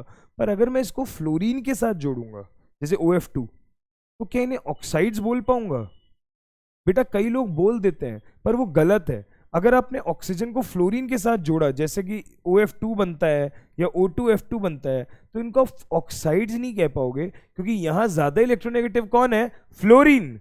और अगर ज्यादा इलेक्ट्रोनेगेटिव फ्लोरीन है तो चलेगी किसकी नाम लेने में? फ्लोरीन की। इसलिए बेटा इनको आप क्या कहते हो? ऑक्सीजन फ्लोराइड्स या फिर ऑक्सी फ्लोराइड्स।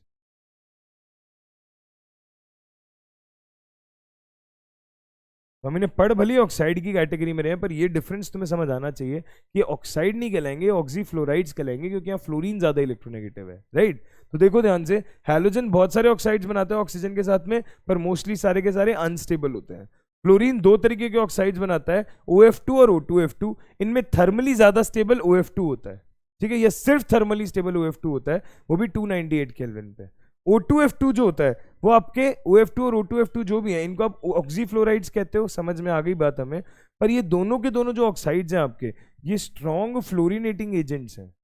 OF2 और O2F2 स्ट्रॉन्ग फ्लोरिनेटिंग एजेंट्स हैं, मतलब बेटा ये फ्लोरीन प्रोवाइड करने का काम करते हैं, किसी भी सब्सटेंस में फ्लोरीन प्रोवाइड करने का काम करते हैं। इनफैक्ट रेडियो एक्टिविटी में बहुत हेल्प करते हैं, न्यूक्लियर रिएक्टर्स और उन जगहों पे। उसका एक एग्जांपल भी मैंने लिया है कि O2F2 है, ये क्या करता है? प्लूटोनियम को ऑक्सीडाइज करता है PuF6 में, and the reaction is used in removing plutonium as PuF6 from spent nuclear fuel. जो न्यूक्लियर फ्यूल होता है उसमें प्लूटोनियम का जो पार्ट होता है, उसके लिए आप क्या करते हो? उसको O2F2 से रिएक्ट करवाते हो, तो O2F2 से रिएक्ट करके वो ऑक्सीडाइज हो जाता है। कैसे? फ्लोरीन खुद तो F- में चला जाएगा, प्लूटोनियम को 0 से कहाँ ले जाएगा? +6 स्टेट में ले जाएगा, ठीक है। अगर +6 में ले गया तो ऑक्सीडेशन करा दिया। PuF6 निकालना आसान होता है न्यूक्लियर फ्यूल से, तो फ्लोरिनेटिंग एजेंट है। O2F2 ने आके क्या किया? फ्लोरीन प्रोवाइड करवाया, ठीक है। अच्छा, क्लोरीन, ब्रोमीन, आयोडीन है, वो अपने ऑक्साइड्स बनाते ही हैं, और हर तरीके का ऑक्साइड बनाते हैं, +1 से +7 स्टेट तक, अलग अलग वेराइटी में, वो हम डिस्कस करेंगे। और यहाँ उन्हें ऑक्साइड्स कहना गलत भी नहीं होगा, क्योंकि oxygen is the second most electronegative element in the periodic table, तो क्लोरीन, ब्रोमीन, आयोडीन ये सब तो उससे कम ही है, तो ऑक्सीजन डोमिनेटिंग होगा, तो नाम ऑक्साइड कैटेगरी में आ सकता है। पर यहाँ ऑक्साइड बोलना गड़बड़ था थोड़ा, यहाँ क्या सही नाम था उनका? ऑक्सी फ्लोराइड्स या ऑक्सीजन फ्लोराइड्स, ठीक ठीक। अच्छा, पढ़ना एक बार ये क्या लिखा हुआ है। क्या मेरे कुछ समझाने की जरूरत है क्या इसके अंदर? फैक्ट बेस्ड चीजें नहीं है ये, ज्यादा गो थ्रू करना एक बार।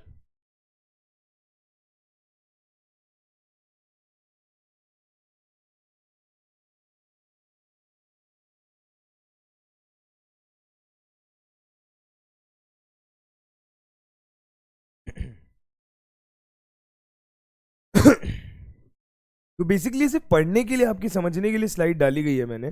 क्यों बेटा? ये कहता है कि जब आप काइनेटिक और थर्मोडायनामिक फैक्टर्स को इंक्लूड करते हो तो आपको पता चलता है कि अगर ऑक्साइड्स की स्टेबिलिटी देखोगे हैलोजेंस में, तो सबसे स्टेबल आपके होते हैं आयोडीन के ऑक्साइड्स, फिर होते हैं क्लोरीन के ऑक्साइड, और सबसे अनस्टेबल क्या होते हैं?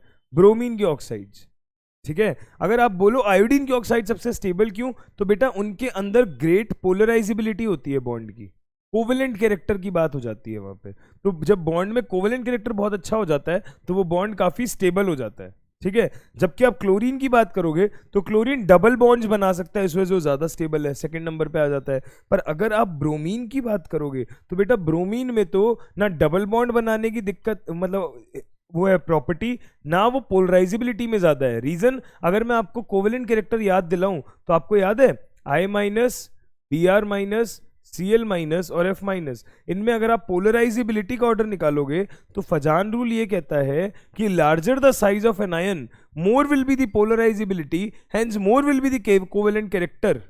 और अगर more will be the covalent character तो आयोडीन I- जीतेगा, Br- क्या होगा? कंपैरेटिवली कम।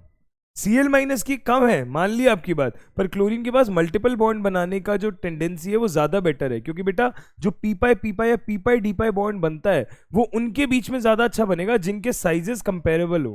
तो आयोडीन और ब्रोमीन को अगर आप पी पाई डी पाई बनाने ले जाओगे तो ऑक्सीजन के साथ में बॉन्ड बनाने में उनको उतना मजा नहीं आएगा, क्योंकि ऑक्सीजन का साइज बहुत छोटा हो गया आयोडीन ब्रोमीन के कंपैरिजन में, जबकि क्लोरीन और ऑक्सीजन फिर भी कॉम्प्रोमाइज कर सकते हैं समहाउ।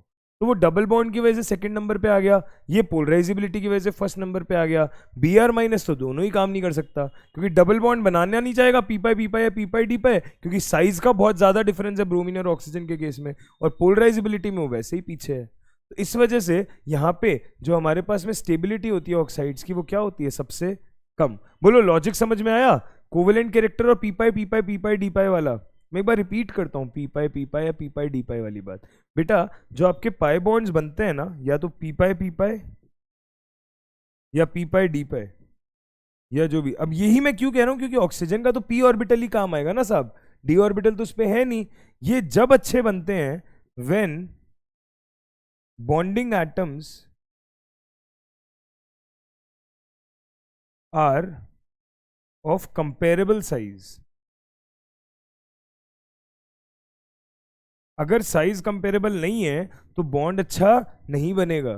तो ब्रोमीन आयोडीन इस तरीके के बॉन्ड्स में ऑक्सीजन के साथ हिस्सा लेने से बहुत ज्यादा रिफ्रेन करेंगे, क्योंकि बेटा साइज का काफी अंतर है, राइट? तो दैट्स द पॉइंट।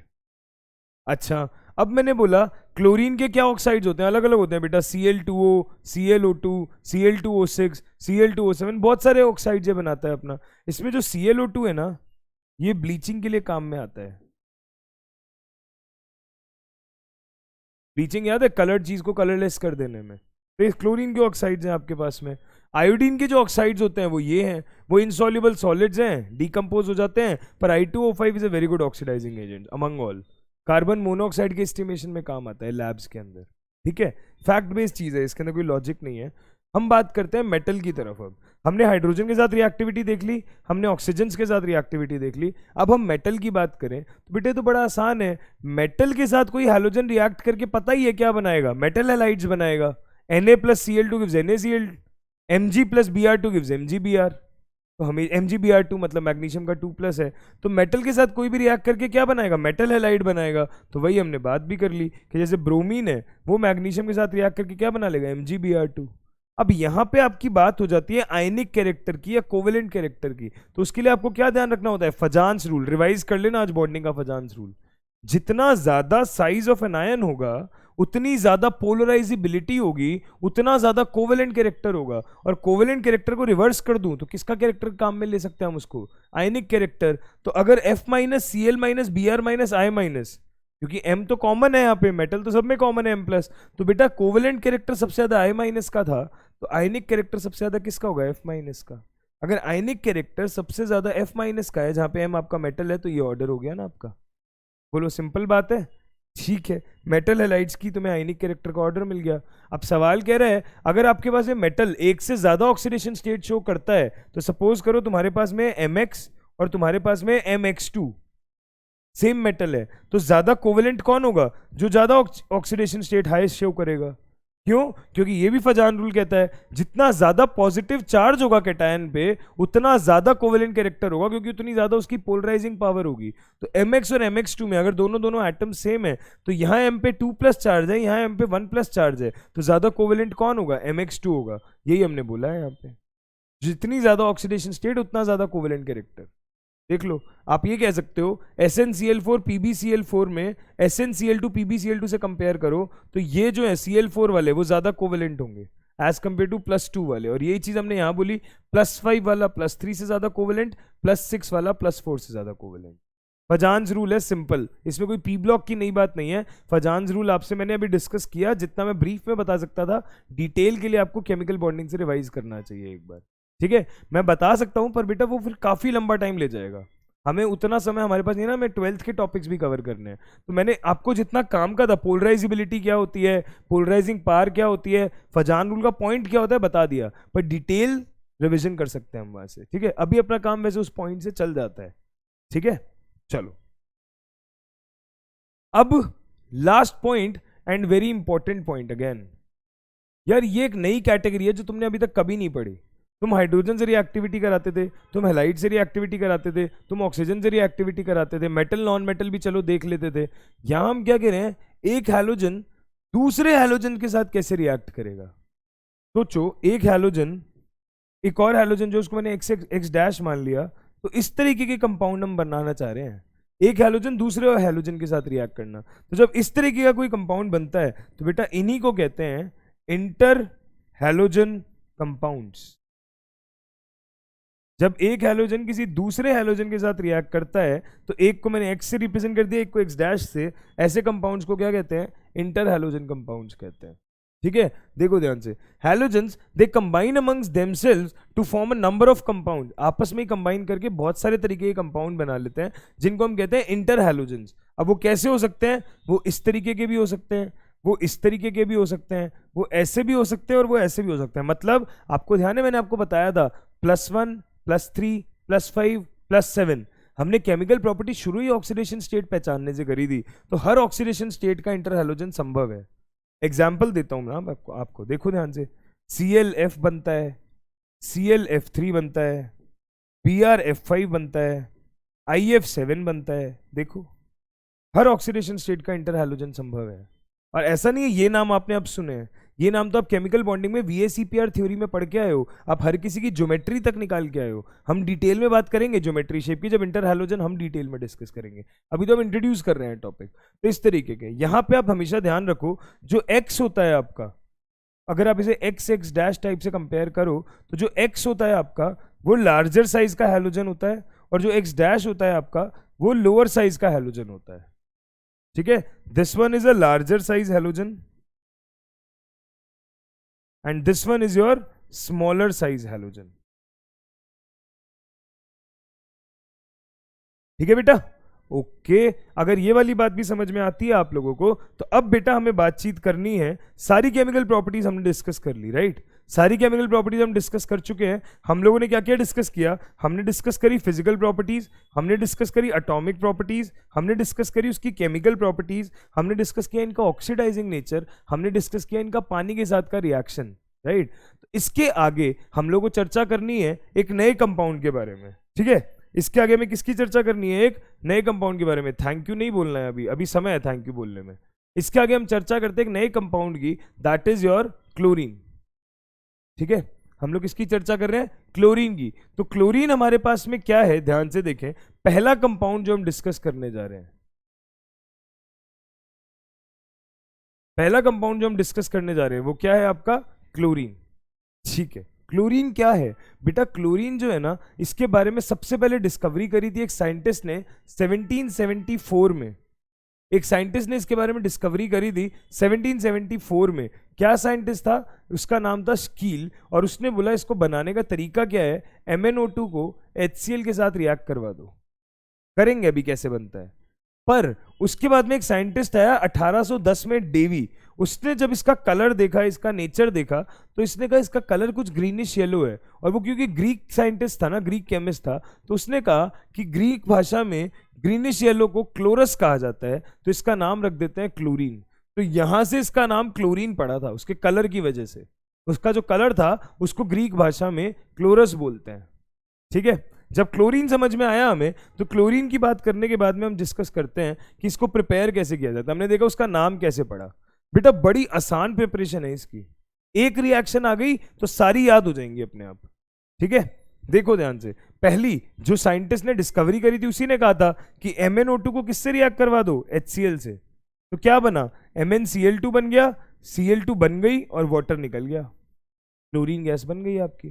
तो जब MnO2 को HCl से रिएक्ट करवाते हैं तो क्लोरीन गैस बनती है। अब यही एक तरीका नहीं था, ये तो शुरुआत का एक तरीका था। लोगों ने कहा इसी मिक्सचर में अगर मैं NaCl और H2SO4 डाल दूं तो, ठीक है, कॉमन सॉल्ट और कॉन्सेंट्रेटेड H2SO4 को HCl की जगह में रिप्लेस करने की कोशिश कर रहा हूं, तो क्या होगा बेटा, फिर से Mn और क्लोरीन मिलके MnCl2 तो बनाएंगे ही बनाएंगे, H2O बनेगा ही बनेगा, Cl2 निकलेगी, पर साथ में ये मिलके NaHSO4 बना लेंगे। क्या बना लेंगे, NaHSO4। अब देखो लॉजिक समझाता हूं पहले इसका। क्या हुआ, H2SO4 जो था उसमें क्या हुआ, एक H+ निकला और एक HSO4- निकला। यहाँ पे तुम्हारा Na+ था और Cl- था। इस Na+ ने इस HSO4- के साथ रिएक्शन करके NaHSO4 तो बना दिया। अब बचा क्या, तुम्हारा बचा MnO2 और तुम्हारा क्या बचा, HCl, H+ और Cl- मिलके। और MnO2 और HCl अगर मिल गए तो ये तो वापस से यही वाली रिएक्शन हो गई, तो यही वाले प्रोडक्ट्स तुम्हें दोबारा मिल गए। क्लियर है। तो बेसिकली आपने क्या किया है, कुछ भी नहीं किया, आयनिक रिएक्शन देख लो तुम्हें समझ आ जाएगा, एक एक्स्ट्रा प्रोडक्ट ऐड ही हो गया, बाकी तो एज इट इज पुरानी वाली रिएक्शन है, एज इट इज, राइट। अच्छा, अगली रिएक्शन पे चलते हैं। अगली रिएक्शन देखेंगे तो फिर से KMnO4 को मैंने किसके साथ रिएक्ट करवा दिया, HCl के साथ में। अगर KMnO4 को मैंने रिएक्ट करवा दिया HCl के साथ में, तो बेटा K+ और Cl- मिलके तो क्या बना देंगे, KCl बना देंगे, और बाकी तुम्हारा MnO4 माइनस जो है वो तुम्हारा Cl माइनस के साथ H प्लस के साथ में रिएक्ट करके क्या करेगा, MnCl2 वाटर और Cl2 बना देगा। कैसे, देखो ध्यान से, ये कैसे टूटेगा, K plus MnO4 minus, right, ये H प्लस Cl माइनस, ये दोनों कंबाइन हो गए, KCl तो तुम्हारा हो गया। अब बचा क्या, MnO4 माइनस H प्लस की प्रेजेंस में बेटा हाइड्रोजन आएंगे प्रेजेंस में, रिड्यूस होगा, +7 से खुद कहाँ चला जाएगा, +2 में, और बाकी तुम्हारे जो प्रोडक्ट्स बनने थे वो बन ही गए। ठीक है, एक समझाने का तरीका है बस। अब ध्यान से देखो, आप कहोगे सर हमें तो इतनी रिएक्शंस याद ही नहीं होंगी, तो जब भी क्लोरीन बनाने की रिएक्शंस की बात करते हैं ना, तो तुमने एक चीज नोटिस करी क्या, तुम्हारी हर रिएक्शन में ये 3 चीजें कॉमन है, जो मैंने अभी तक प्रिपरेशन बताई है, ये 3 चीजें कॉमन है। मतलब कुछ भी नहीं करना, कोई भी क्लोरीन का प्रिपरेशन का रिएक्शन देख लो, ये 3 प्रोडक्ट्स तो हर किसी में बनेंगे, और जो एक एक प्रोडक्ट और बनेगा वो क्या होगा, आयनिक कॉम्बिनेशन होगा आयंस का, जैसे Na प्लस और HSO4 माइनस का कॉम्बिनेशन हो गया, और यहाँ पे K प्लस और Cl माइनस का कॉम्बिनेशन हो गया। आसान है यार, सो सिंपल। क्लोरीन की प्रिपरेशन करना बहुत ही आसान है, तुम्हें एक रिएक्शन पता होनी चाहिए, MnO2 और HCl, जहां जहां वो बनेंगे वो एज इट इज बनते जाएंगे, जो भी एक्स्ट्रा आयनिक कंपाउंड है उसको जोड़ देना, ये ट्रिक हो गई इसको याद रखने की, क्लोरीन की प्रिपरेशन की। बेटा पर ये जो प्रिपरेशंस मैंने आपको पढ़ाई ये तो लैब की प्रिपरेशंस हैं। अगर इंडस्ट्रियल लेवल पे बात करो तो एक बड़ा इंपॉर्टेंट प्रोसेस है जो डिस्कस करना होता है, that is your Deacon's process. Industrial level पे हमें किसकी बात करनी होती है, डेकन्स प्रोसेस की। डेकन्स प्रोसेस क्या कहता है, डेकन प्रोसेस ये कहता है कि जब आप हाइड्रोजन क्लोराइड गैस को ऑक्सीजन की प्रेजेंस में CuCl2 कैटलिस्ट के साथ पास कराओगे, हाइड्रोजन क्लोराइड गैस को O2 के साथ रिएक्ट करवाओगे इस कैटलिस्ट की प्रेजेंस में, तो तुम्हारा बनता है क्लोरीन गैस और वाटर निकल जाता है। ये रिएक्शन याद होनी चाहिए, ये डायरेक्ट पूछ ली जाती है एग्जाम में। सवाल ऐसा भी आ सकता है, 4 ऑप्शन दे देगा और कहेगा बताओ इन चारों में से कौन सा डेकन्स प्रोसेस है, तो समझ आना चाहिए कि हाइड्रोजन क्लोराइड को ऑक्सीजन की प्रेजेंस में रिएक्ट करवाएंगे इस कैटलिस्ट के साथ, तो क्या बन जाएगा, क्लोरीन गैस बन जाएगी। ठीक है, ठीक है, डेकन्स प्रोसेस वॉज इंपॉर्टेंट। अगर डेकन्स प्रोसेस समझ में आया तो अब बेटा इलेक्ट्रोलिसिस तो आसान होता है। इलेक्ट्रोलिसिस आप बचपन से पढ़ रहे हो, इलेक्ट्रोकेमिस्ट्री में और डिटेल में पढ़ के आए हो, तो अगर मैं ब्राइन सोल्यूशन का इलेक्ट्रोलिसिस करवाता हूँ ना, कॉन्सेंट्रेटेड NaCl का, तो एनोड पे मेरा क्या निकल जाता है, क्लोरीन निकल जाता है, बन गया क्लोरीन। प्रिपरेशन ही तो देखनी है। बहुत सारी केमिकल इंडस्ट्रीज में बाय प्रोडक्ट की तरह भी निकल जाती है क्लोरीन गैस, तो वहां भी बात हो जाती है।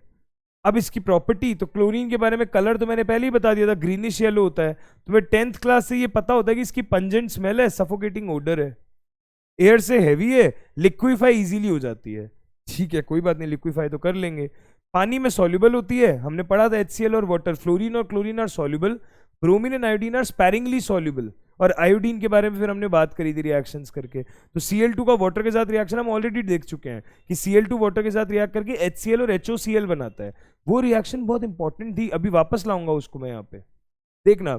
बाकी ये मेटल्स और नॉन मेटल्स के साथ रिएक्ट करके तो बेटा क्या बनाती है, तो सबको ही पता है, हाइलाइट्स, जैसे कि AlCl3 बन जाएगा, यहाँ PCl3 बन गया, यहाँ NaCl बन गया, यहाँ H2Cl2 बन गया, यहाँ FeCl2 बन गया, कोई दिक्कत नहीं है। अच्छा, हैलाइड्स, क्लोराइड्स क्लियर हो गए। क्लोरीन की हाइड्रोजन के साथ बॉन्ड बनाने की इच्छा बड़ी ज्यादा होती है, तो जब भी कोई हाइड्रोजन कंटेनिंग कंपाउंड को देखती है तो उसके साथ कंबाइन करके HCl बना लेती है। जैसे यहाँ तो डायरेक्ट हाइड्रोजन आया तो HCl बना लिया, पर यहाँ हाइड्रोजन सल्फाइड आया तो भी HCl बना लिया, सल्फर को क्या कर दिया, ऑक्सीडाइज कर दिया। ठीक है, सल्फाइड में -2 से 0 पे ले गए उसे। ये भी सिंपल रिएक्शन है, ध्यान रख सकते हैं हम लोग। अब अगर हम बात करें, ये वेरी इंपॉर्टेंट, ध्यान से सुनना, मैं समझाता हूं एक बात। बेटा अगर आप NaOH लेते हो ना, तो NaOH जो बेस है ये बड़ा काम की चीज है। इसकी 2 तरीके की रिएक्शन हमें पढ़नी है, हॉट और कॉन्सेंट्रेटेड। ठीक है, कैसे, आप इसको हॉट एंड कॉन्सेंट्रेटेड अलग अलग नहीं पढ़ते हो, आप इसको ऐसे पढ़ते हो। आप पढ़ते हो, एक केस में ले लूंगा जब ये हॉट एंड कॉन्सेंट्रेटेड है, एक केस में ले लूंगा जब ये कोल्ड एंड डाइल्यूट है, और दोनों ही केसेस में नज़ारे दिखाएगा आपको बड़े गजब। देखो ध्यान से, अगर आप क्लोरीन की बात करोगे, ब्रोमीन की बात करोगे, आयोडीन की बात करोगे, तो उस केस में अगर आप X2 को, या आपने S ब्लॉक में भी पढ़ी होगी रिएक्शन, ठीक है, अगर मैं कोल्ड एंड डाइल्यूट के साथ रिएक्ट करवाता हूं, मैंने NaOH लिया है कोल्ड एंड डाइल्यूट, तो ये मेरा क्या बनाता है बेटा, ये मेरा बनाता है NaX और साथ में बनाता है NaOX। साथ में वाटर भी निकलता होगा, बट अभी हमें बात मेन प्रोडक्ट की करनी है, ठीक है। यानी कि हैलाइड और हाइपोहैलाइट, हैलाइड बनता है और हाइपोहैलाइट बनता है। बोलो सही है। पर जब यही X2 आपका NaOH के साथ रिएक्ट करता है, कैसा NaOH? Hot and concentrated. जब यही X2 NaOH के साथ रिएक्ट करता है, कैसा NaOH? Hot and concentrated. तो ये क्या बनाता है? तो बेटा ये बनाता है NaX और साथ में बनाता है NaXO3, मतलब हैलाइड, और बेटा XO3 माइनस उसको कहते हैं हैलेट। तो बच्चे ना बहुत कंफ्यूज रहते हैं, एग्जाम में सवाल आता है कोल्ड एंड डाइल्यूट या हॉट एंड कॉन्सेंट्रेटेड, बच्चे भूल जाते हैं। तो इसको ध्यान रखना है, जब कोल्ड एंड डाइल्यूट है तो NaX और NaOX बनेगा, ठीक है। इसको आप ऐसे याद रख सकते हो, जैसे मैं तो ऐसे पढ़ता था XOX, और ये क्या हो जाएगा XXO3। या फिर ऐसे ध्यान रख लो कि प्रोडक्ट्स तुम्हें पता हो, XOX बनता है कोल्ड एंड डाइल्यूट में, तो दूसरे में तो फिर अंडरस्टूड ही है कि XOX तो बनेगा नहीं, तो हैलेट ही बनेगा। क्लियर है? अच्छा, तो हमारे पास में X2 जो है वो कोल्ड एंड डाइल्यूट NaOH के साथ रिएक्ट करेगा तो ये बनाएगा, हॉट एंड कॉन्सेंट्रेटेड के साथ करेगा तो ये बनाएगा। पर बाबूजी धीरे चलना, ध्यान से सुनना, संभलना। X क्या हो सकता है यहाँ पे? सिर्फ क्लोरीन, ब्रोमीन या आयोडीन। अगर फ्लोरीन होगा तो ऐसा रिएक्शन नहीं हो पाएगा। क्यों? बेटा फ्लोरीन पहला मेंबर है, उसका हक है, जन्म सिद्ध अधिकार है, वो तो हटके ही चलेगा सारों से, ठीक है। वो ऐसी रिएक्शन नहीं करता है। तो वो कैसी रिएक्शन करता है? तो बेटा जब फ्लोरीन है वो कोल्ड एंड डाइल्यूट के साथ रिएक्ट करता है तो वो OF2 बना लेता है, और जब वो हॉट एंड कॉन्सेंट्रेटेड के साथ रिएक्ट करता है तो वो क्या करता है? O2 बना देता है, ठीक है। पढ़ना आप लोग इस रिएक्शन को, आप लोग के असाइनमेंट है, एक बार चेक करना फ्लोरीन की रिएक्शन कैसी होती है इनके साथ में, ठीक है। नहीं तो मैं तो बता ही दूंगा, पर हाँ ये चीज आपको देखनी है, फ्लोरीन कैसे रिएक्ट करता है, आपका असाइनमेंट है।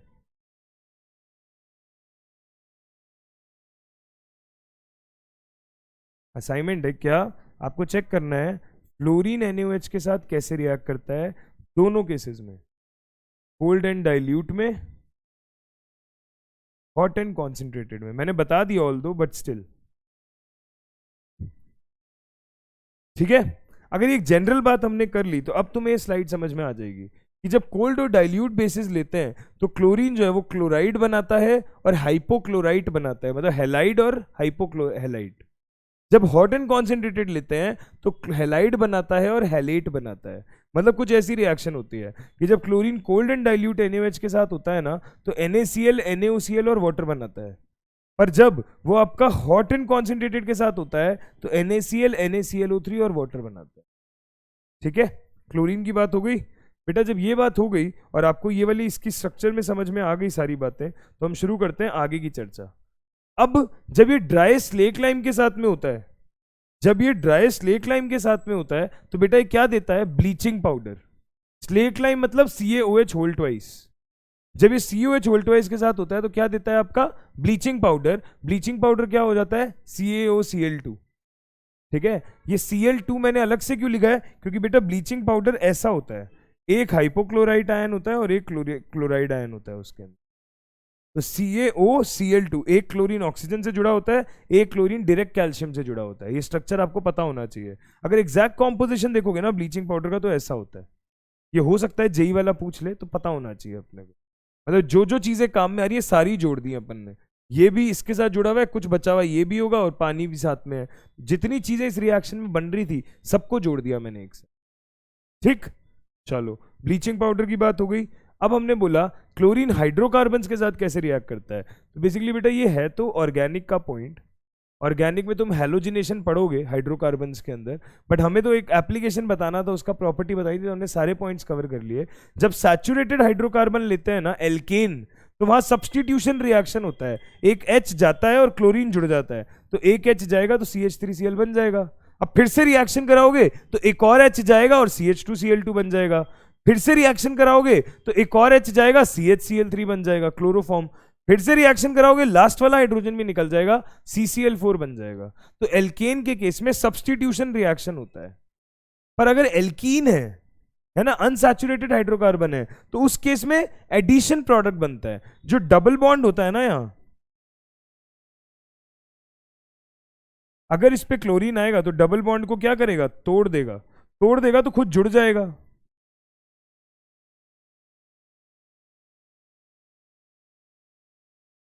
C2H4Cl2 तोड़ना ही पड़ेगा, नहीं तो कार्बन का ऑक्टेट कैसे पूरा होगा, राइट। डबल बॉन्ड के बाद 5 बॉन्ड तो वो बनाएगा नहीं। क्लियर है। तो अनसैचुरेटेड के साथ में क्या बनाता है क्लोरीन, एडिशन प्रोडक्ट्स, जबकि सैचुरेटेड के साथ में क्या बनाता है क्लोरीन, सब्स्टिट्यूशन प्रोडक्ट्स। ठीक है, अच्छा ठीक है साहब। अगर ये क्लियर है तो बेटा एक ये बात देखो, यहां से शुरू होती है ब्लीचिंग एजेंट वाली बात, कि क्लोरीन को अगर आप बहुत देर तक एज इट इज छोड़ो तो वो अपना येलो कलर लूज कर देता है। क्यों लूज कर देता है, क्योंकि वहां बन जाता है HCl और HOCl, कलरलेस हो जाता है बेसिकली। क्यों बेटा, HCl और HOCl जो बनता है, तो ये जो HOCl है ना आपका HOCl, ये क्या होगा, HCl और नेसेंट ऑक्सीजन में कन्वर्ट हो जाएगा, और नेसेंट ऑक्सीजन की वजह से ही जो आपका क्लोरीन है वो क्या होता है, अच्छा ऑक्सीडाइजिंग एजेंट। याद करो मैंने SO2 में भी तो यही बताया था, वो H2SO4 और नेसेंट हाइड्रोजन निकाला करता था और उस वजह से वो अच्छा रिड्यूसिंग एजेंट था। ऐसी क्लोरीन क्योंकि HOCl में से नेसेंट ऑक्सीजन निकालता है, this is a very good oxidising agent as well as bleaching agent. और यहां ब्लीचिंग कैसे होती है, ऑक्सीडेशन से होती है, जैसे ओजोन में ऑक्सीडेशन से होती थी। पर SO2 ब्लीचिंग कैसे करता था, रिडक्शन से। SO2 की ब्लीचिंग टेम्परेरी भी होती थी, क्योंकि थोड़ी सी एयर मिलेगी वो वापस कलर्ड हो जाएगा। पर क्लोरीन की ब्लीचिंग ओजोन की तरह क्या होती है, परमानेंट। और क्यों होती है, नेसेंट ऑक्सीजन की वजह से। देखो ये HOCl जो बनता है, it's responsible for oxidising and bleaching properties of chlorine. तो बेसिकली मैंने आपको क्या बोला, मैंने आपको ये बोला कि अगर आपके पास कोई कलर्ड चीज है और उस पर आप क्लोरीन का रिएक्शन करा रहे हो, तो क्लोरीन में क्योंकि वो पानी में क्लोरीन जो नेसेंट ऑक्सीजन निकालेगा, ये इसको क्या कर देगा, कलरलेस। और ये रिएक्शन रिवर्सिबल नहीं होती है, दैट्स वाई हम बोलते हैं bleaching by chlorine is permanent and occurs via oxidation. ये ध्यान रखने का पॉइंट है, भूलना मत। SO2 की ब्लीचिंग रिडक्शन से होती है, नेसेंट हाइड्रोजन निकलता है, पर क्लोरीन की ब्लीचिंग ऑक्सीजन से होती है, क्योंकि ऑक्सीडेशन होता है, नेसेंट ऑक्सीजन निकलता है वहां। ठीक है, अब अच्छा ऑक्सीडाइजिंग एजेंट भी है क्लोरीन यहाँ पे, ओजोन की वजह से। ऑक्सीडाइजिंग एजेंट है तो क्या करेगा, फेरस को फेरिक में कन्वर्ट कर देगा, मतलब Fe2+ को किस में कन्वर्ट कर देगा, Fe3+ में। सल्फाइड को सल्फेट में कन्वर्ट कर देगा। बेटा मेरे को ऐसा लगता है पर्सनली कि हमने ऑक्सीडाइजिंग एजेंट, रिड्यूसिंग एजेंट पे काफी बातें करी हैं, तो जो बच्चे लेक्चर्स को बहुत ढंग से फॉलो कर रहे होंगे उनको ये पॉइंट समझने में अब दिक्कत नहीं आनी चाहिए। जो बच्चे आज ये लेक्चर पहली बार देख रहे हैं, तो बेटा पुराने वाले लेक्चर्स विजिट करो, आपके लिए भी बहुत केक वॉक हो जाएंगी चीजें। ठीक है, चलो अगर ये बातें समझ में आ गई हैं तो आगे देखो। तो क्या करता है, सल्फर डाइऑक्साइड को सल्फर ट्राइऑक्साइड में भी कन्वर्ट कर देता है। परंतु अगर आपने साथ में पानी यूज कर लिया, अगर आपने साथ में पानी यूज कर लिया, तो सल्फर डाइऑक्साइड सल्फर ट्राइऑक्साइड पे रुकेगा नहीं, वो क्या बना देगा, H2SO4। सर कारण, बेटा कारण याद करो, कॉन्टैक्ट प्रोसेस में क्या होता था, सल्फर डाइऑक्साइड ऑक्सीडाइज होकर SO3 बनाता तो था, पर जैसे ही आपका पानी के कांटेक्ट में आता था क्या बना देता था, H2SO4। तो अगर आपका क्लोरीन डायरेक्ट SO2 के साथ रिएक्ट हो रहा है तो सल्फर ट्राइऑक्साइड बन जाता है, मेक सेंस। पर अगर आपका पानी वहां पे अवेलेबल है तो ये रिएक्शन यहां रुकेगी नहीं, वो क्या बना के छोड़ेगी, H2SO4। ये देखो नमूना।